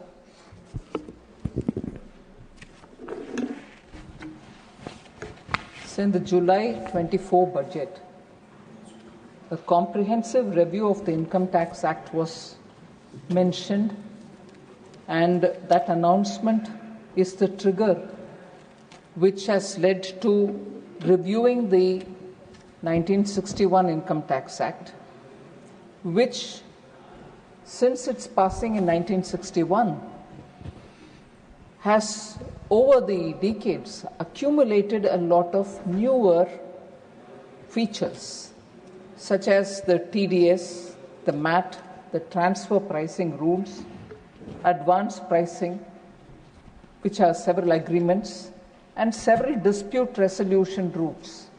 So each of these have served a purpose but have made the law itself very complex. So it was very tough to navigate for an ordinary citizen who's wanting to file his returns. But the largely dense and complex structure of that Income Tax 1961 Act resulted in various interpretations, and several avoidable disputes kept mounting. So not so much for the rate, but for the language of the Act, we were subject to too many litigations. So the density and the complexity of the Act and the verbose way in which the Act got written over the decades, with the different styles dominating it, made the Act very, very tedious for anyone to use. And in fact, many of the provisions of the Act reached the sunset clauses. So you were given a tax benefit for up to a certain number of years, and nearer the closure, some of them were not even reviewed. So the sunset clause existed, and at that time more reviews had to happen, whether the sunset should continue or you should close it. These kind of things have also made it sound as though it has become outdated in parts, not the whole thing, but in some parts. Therefore, we needed a new law, and that is why in July 24 budget, I had announced that we'll come with a comprehensive review of Income Tax Act 1961 to make it concise, lucid, easy to read and easy to understand. So that is the main objective with which we started this, sir.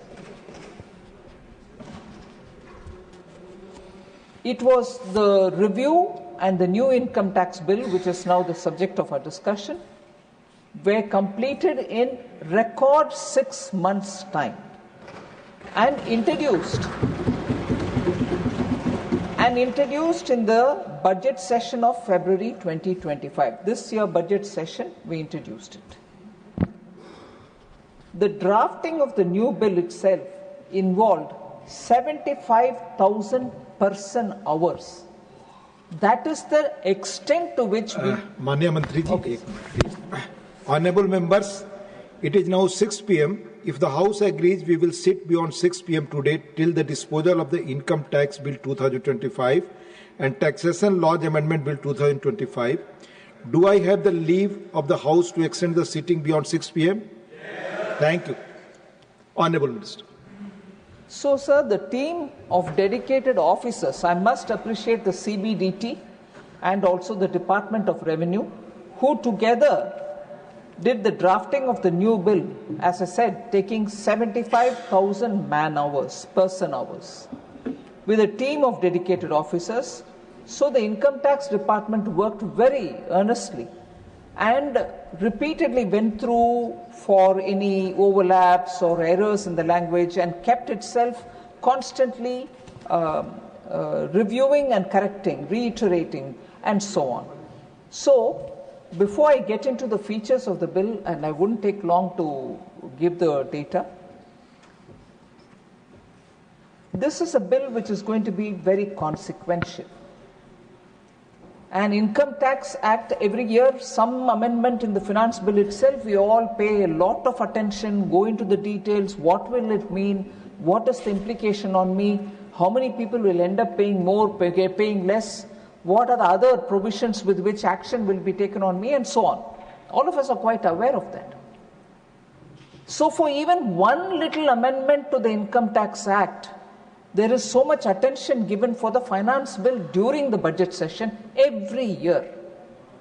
So this is a very consequential act in that we are changing the 1961 Act itself in a way, removing it and bringing a new act. We won't remove it in total because there will still be some cases or some incidents which relate to that period, and therefore that 61 Act will continue in some form only to the limited purpose of attending to those period relevant matters. So if this is the seriousness with which this country is looking at bringing a assessee-friendly, taxpayer-friendly act, replacing the 1961 Act, and it is a milestone which this country's financial system will face. I am shocked that the opposition doesn't want to participate in it. And let me tell you, sir, initially, understanding the importance and the consequential nature of this, the opposition parties agreed in the Business Advisory Council, Business Advisory Committee, that they will indeed participate in the Lok Sabha and also in the Rajya Sabha on this bill and debate it. And they were allotted 16 hours in Lok Sabha, 16 hours of debate in Rajya Sabha. Most often the opposition says, no, you don't want to discuss anything. We are asking for public, people's interest, public's interest. We want to have charcha on this matter. We agreed for 16 hours of charcha in Lok Sabha, 16 hours of charcha here. Okay, you had some protest, you want to march to the Election Commission, you went. But you came back, participate. You agreed to give 16 hours time for this discussion. Why are they away, sir, today? And when we talk about tax and tax-related matters, they will say, no, you're imposing tax burden on the people. Let me tell you, prior to COVID onwards, 2019 onwards, Prime Minister Modi has given clear instructions. COVID or no COVID, we shall not increase the tax burden on people. Not one paisa has been increased. And in fact, the new income tax scheme which was brought in so that people who still want to enjoy the benefits of, some kind of deductions can remain in the old scheme. But people who want to be paying less tax with or without deductions, we came up with a user-friendly new regime. And there, consequentially, every year we've been reducing both the rate and widening the slabs, income slabs. This year, historically, as a big milestone, Prime Minister Modi said at least 12 lakhs tak no tax should be paid by any Indian citizen, which means up to 1 lakh per month salary, no one will have to pay any tax. The structure was made simple, rates were reduced, rebates were given, so no tax for up to 12 lakhs income. And further, for others in a different income bracket, rates were reduced. So that is the way in which every budget we are making it easier for the taxpayer. Now, the point that I wanted to highlight is, if there's so much concern, and rightly as an opposition party they should have the concern for taxpayers, that they should not be burdened. The rate was brought down till 12 lakhs in the budget, which was in the finance bill of February 2025. Now, as promised in the July budget 2024, we are simplifying the whole tax law itself so that compliance will be easy. Even that is a very big step, as I said. And for that, when allocation of time also has been given, opposition is failing its duty in serving the people of India that they don't want to participate in this discussion, neither in Lok Sabha nor here.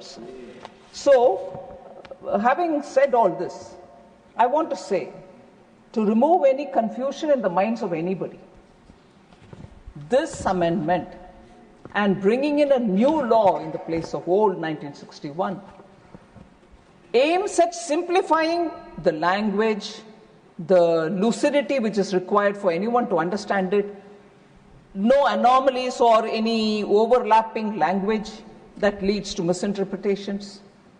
So this aims at only that.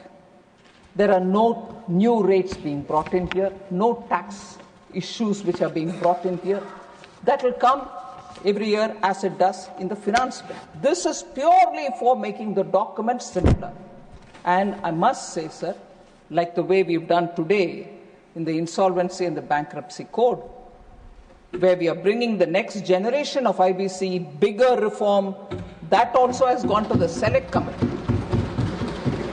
Lok Sabha has had that introduced today and it has been sent to a select committee. Even this act, when it was introduced in February, in July itself I did say that wide consultations will be held. This act, when it was brought in, was sent to a select committee. And I must thank and put on record my gratitude for the extensive work that select committee in the chairmanship of Baijent Panda, MP from Lok Sabha, and his entire team, which consisted of members from all parties represented in the parliament. They all did extensive work, they consulted, they went around the country, they met with experts, domain experts, tax experts. They met with so many people and taken intensive inputs from these people. So, the committee consisted of 31 members from across, as I said, from across the political spectrum.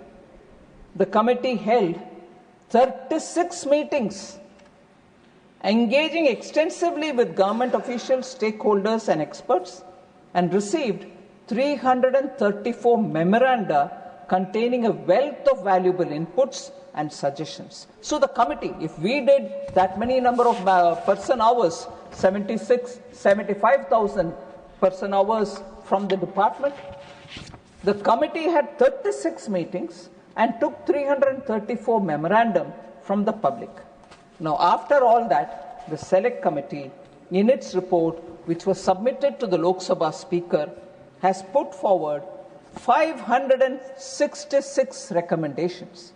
The intensity and the gravity of the work is what I want to highlight before you, Honorable Deputy Chairman, sir. Of these 566 recommendations, the committee itself agreed to department's view in response. The suggestions came, the department gave its response. The committee agreed for the department's view for about 370 cases. So 566 was the suggestion given. In 370 proposed cases, accepted the clause as was proposed in 370 cases. Further, sir, not going into too much details, but it is so important that I want to give a few information to you. Redundant provisions were removed. Archaic languages were also removed. We have reduced the number of sections which many honorable members spoke about. The total number of sections, sir, were 819 in the 1961 Act. 819 sections. They have now come down to 536 sections. Complete cutting down. And the number of chapters were 47 in the 1961 Act. We have cut it down to 23 only. The number of words, which again many members spoke about it, 5.12 lakh words were there in the 1961 Act. It has been now brought down to 2.6, literally half the size of what it was. Also, sir, because we are talking of 21st century, people are very used to having a lot of graphs, pictorial depictions, tables and matrix given to them so that they can easily understand things. So people have got used to that. Normally, our laws don't have any of these. They go very staid in language, very staid in the way the language is used, and only text will follow further text. Whereas we thought, since we are working this century, we should have tables to make people understand how the law functions, where possible. And we are also showing through formulations as to how it will function. So for the first time in this Act, we have brought 39 new tables and 40 new formulae to replace textual narration. So when people see numbers, when they see comparisons, or when they see it laid out in a simpler format, it is easy for them. So we've adopted this novel method in a law, in an act which is going to be passed by the Parliament, which normally doesn't happen. So the changes are not just merely superficial. They reflect a new simplified approach for tax administration. This learner more focused law is designed to make it easy to read, understand, and implement. So as we are going through this exercise, sir, the officers of the CBDT are actively engaged in redrafting the rules, the subordinate legislations, with the same objective of simplifying both the provisions and the associated forms. So when the law is simple, you're able to read it easily, no interpretation problem. But what happens to the assessee when he gets the form in front of him in the computer? Even that is being simplified. So as is said in the Act itself, if everything goes well and if we are able to pass it, and I'm sure there will be members watching it very cleanly, the systems, the computer systems which run our income tax will all have to be now rebooted for the newer law. Because the time is very short between now and 1st of April 2026. We need to have all the computers reset for the way in which this act has been subject to the approval of the Parliament. And therefore, if from 1st April 2026 we want to effect this, it's greatly appreciated that the Parliament has taken the initiative to pass it well in time, so that between September and 31st of March, we will get the systems also cleared. And why do I say that? Because not only the computer systems will have to be kept ready for the assessee to file his own returns, but we are planning to issue a lot of SOPs and also frequently asked questions to be put up so people understand what are the changes. If they go to the domain, they will get it from the income tax portal, all the details of what it is going to be like. Further, not so much getting into that detail, I just want to reassure that so much thought has gone into making this law. And it's not going to be confined to only what the law says. We also want to come up with some kind of a information memorandum so that people who are dealing with the new act sometimes can get this thing, because you're so used to 1961 Act, which ran the country for 50 years. And suddenly you say, where was this? In that act, it used to be like this. Where is this here now? For that, a separate information memorandum will also be issued so that people can refer that and then say, oh, then in this act it will be here. Like that, so that it will be like a guidance material. Even that is being prepared. That's not part of what is being circulated in the parliament. But I just want to reassure, a lot of thought has gone into this. A lot of hard work has gone into it. More from the point of view of what will the taxpayer think about it, materials have been prepared. So that's about the income tax new act, replacing the 1961 Act, the Income Tax 2025 Act, if passed from the Parliament. So that's about that one. The second, which you've allowed me to take up simultaneously, I'll just say a few words on that. Sir, it is a taxation laws amendment bill, the second one. Normally, taxation amendments are done during the finance bill. But some extraordinary situations, we do come up with corrections.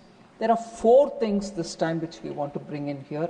We could have waited for the finance bill, but because the economy, people, everybody wants to have very quickly a look at how these are developing, we've just done 4 things. One is giving tax exemption on dividend interest and also long-term capital gains to sovereign wealth funds and pension funds investing in infrastructure between 1/4/2020 and 31/3/2030, subject to notification. The Public Investment Fund, which is, and its largely wholly owned subsidiaries, will be named directly in the section for exemption. PIF is from Saudi Arabia.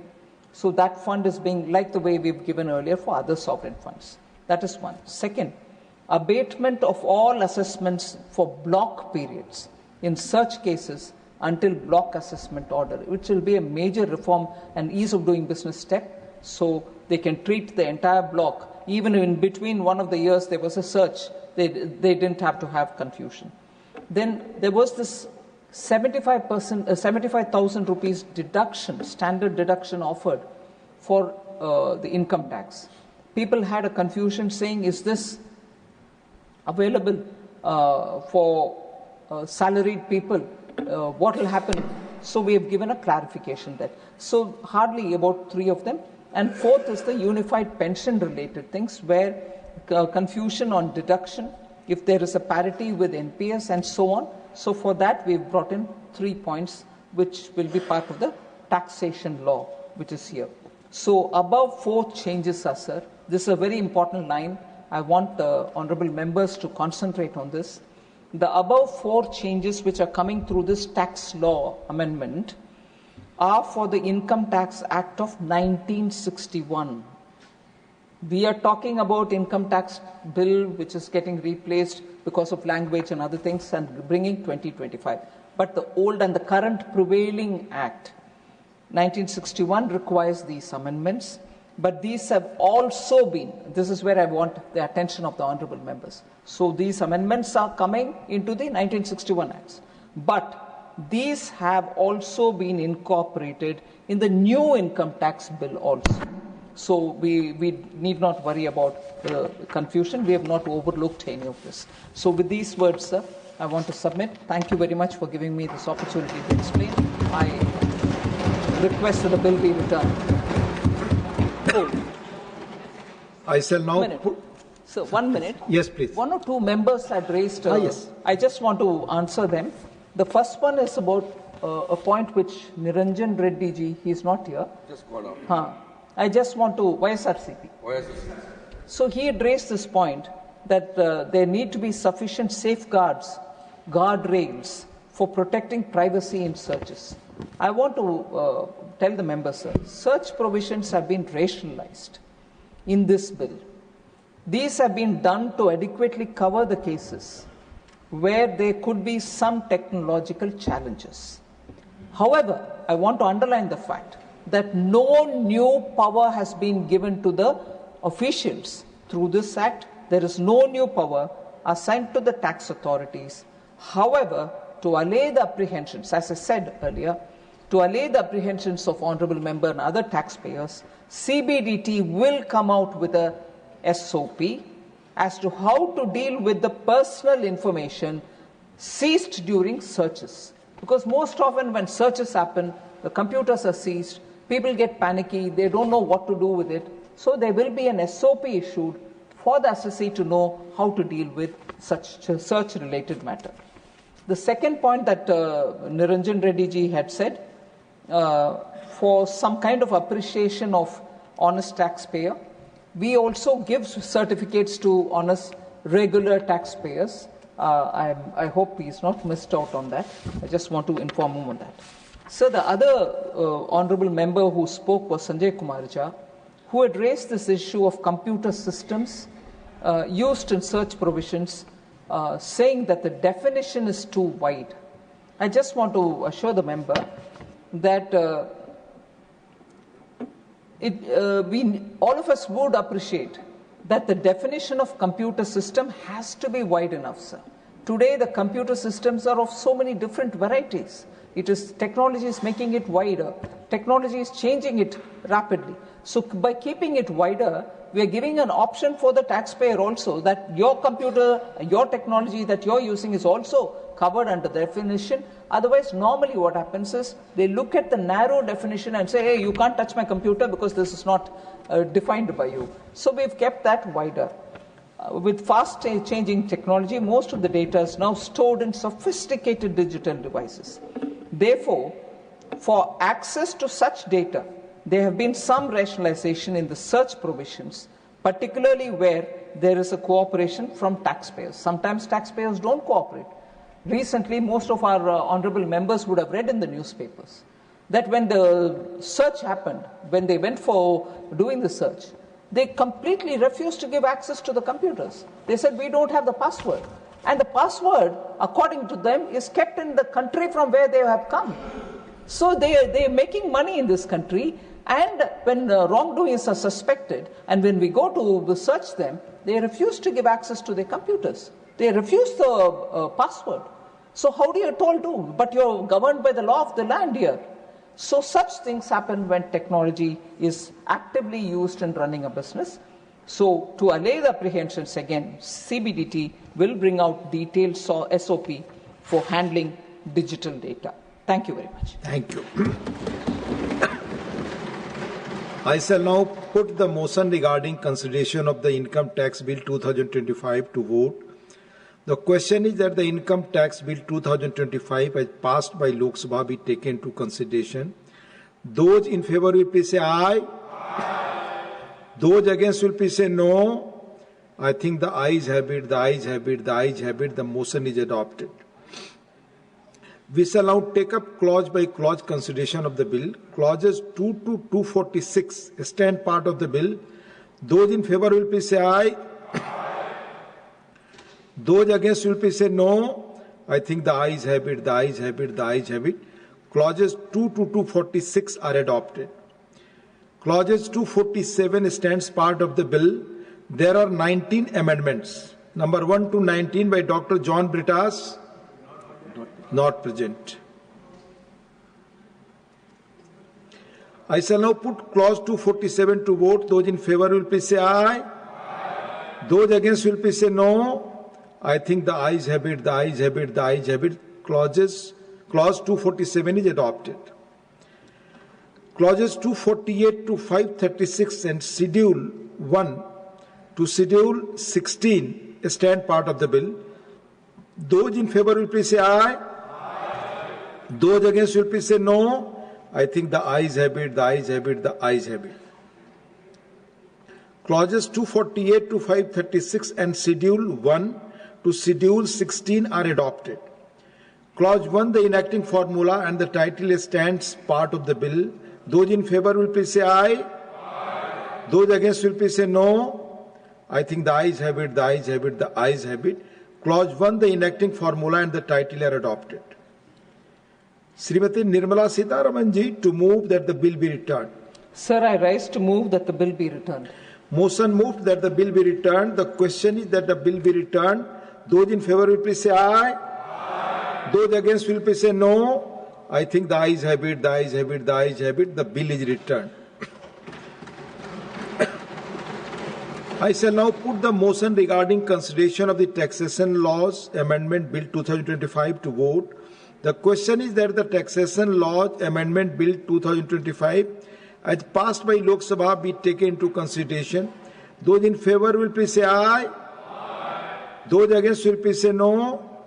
I think the ayes have it, the ayes have it, the ayes have it. The motion is adopted. We shall now take up clause by clause consideration of the bill. Clauses 2 to 5 stand part of the bill. Those in favor will please say aye. Aye. Those against will please say no. I think the ayes have it, the ayes have it, the ayes have it. Clauses 2 to 5 are adopted. Clause 1, the enacting formula and the title stands part of the bill. Those in favor will please say aye. Aye. Those against will please say no. I think the ayes have it, the ayes have it, the ayes have it. Clause 1, the enacting formula and the title are adopted. Srimati Nirmala Sitharaman ji to move that the bill be returned. Sir, I rise to move that the bill be returned. Motion moved that the bill be returned. The question is that the bill be returned. Those in favor will please say aye. Aye. Those against will please say no. I think the ayes have it, the ayes have it, the ayes have it. The bill is returned. Honorable members, the House stands adjourned to meet at 11 a.m. on Monday, the 18th August 2025.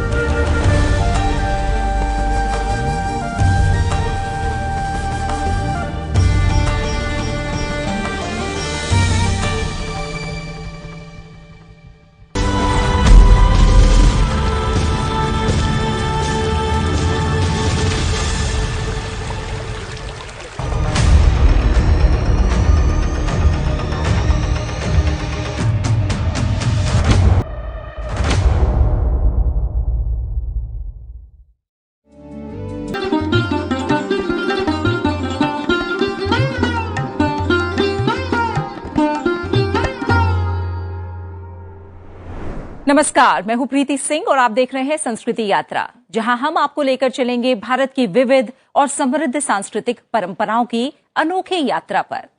मुखौटा, ये शब्द सामाजिक परिप्रेक्ष्य में हमेशा से कटाक्ष का प्रतीक रहा है।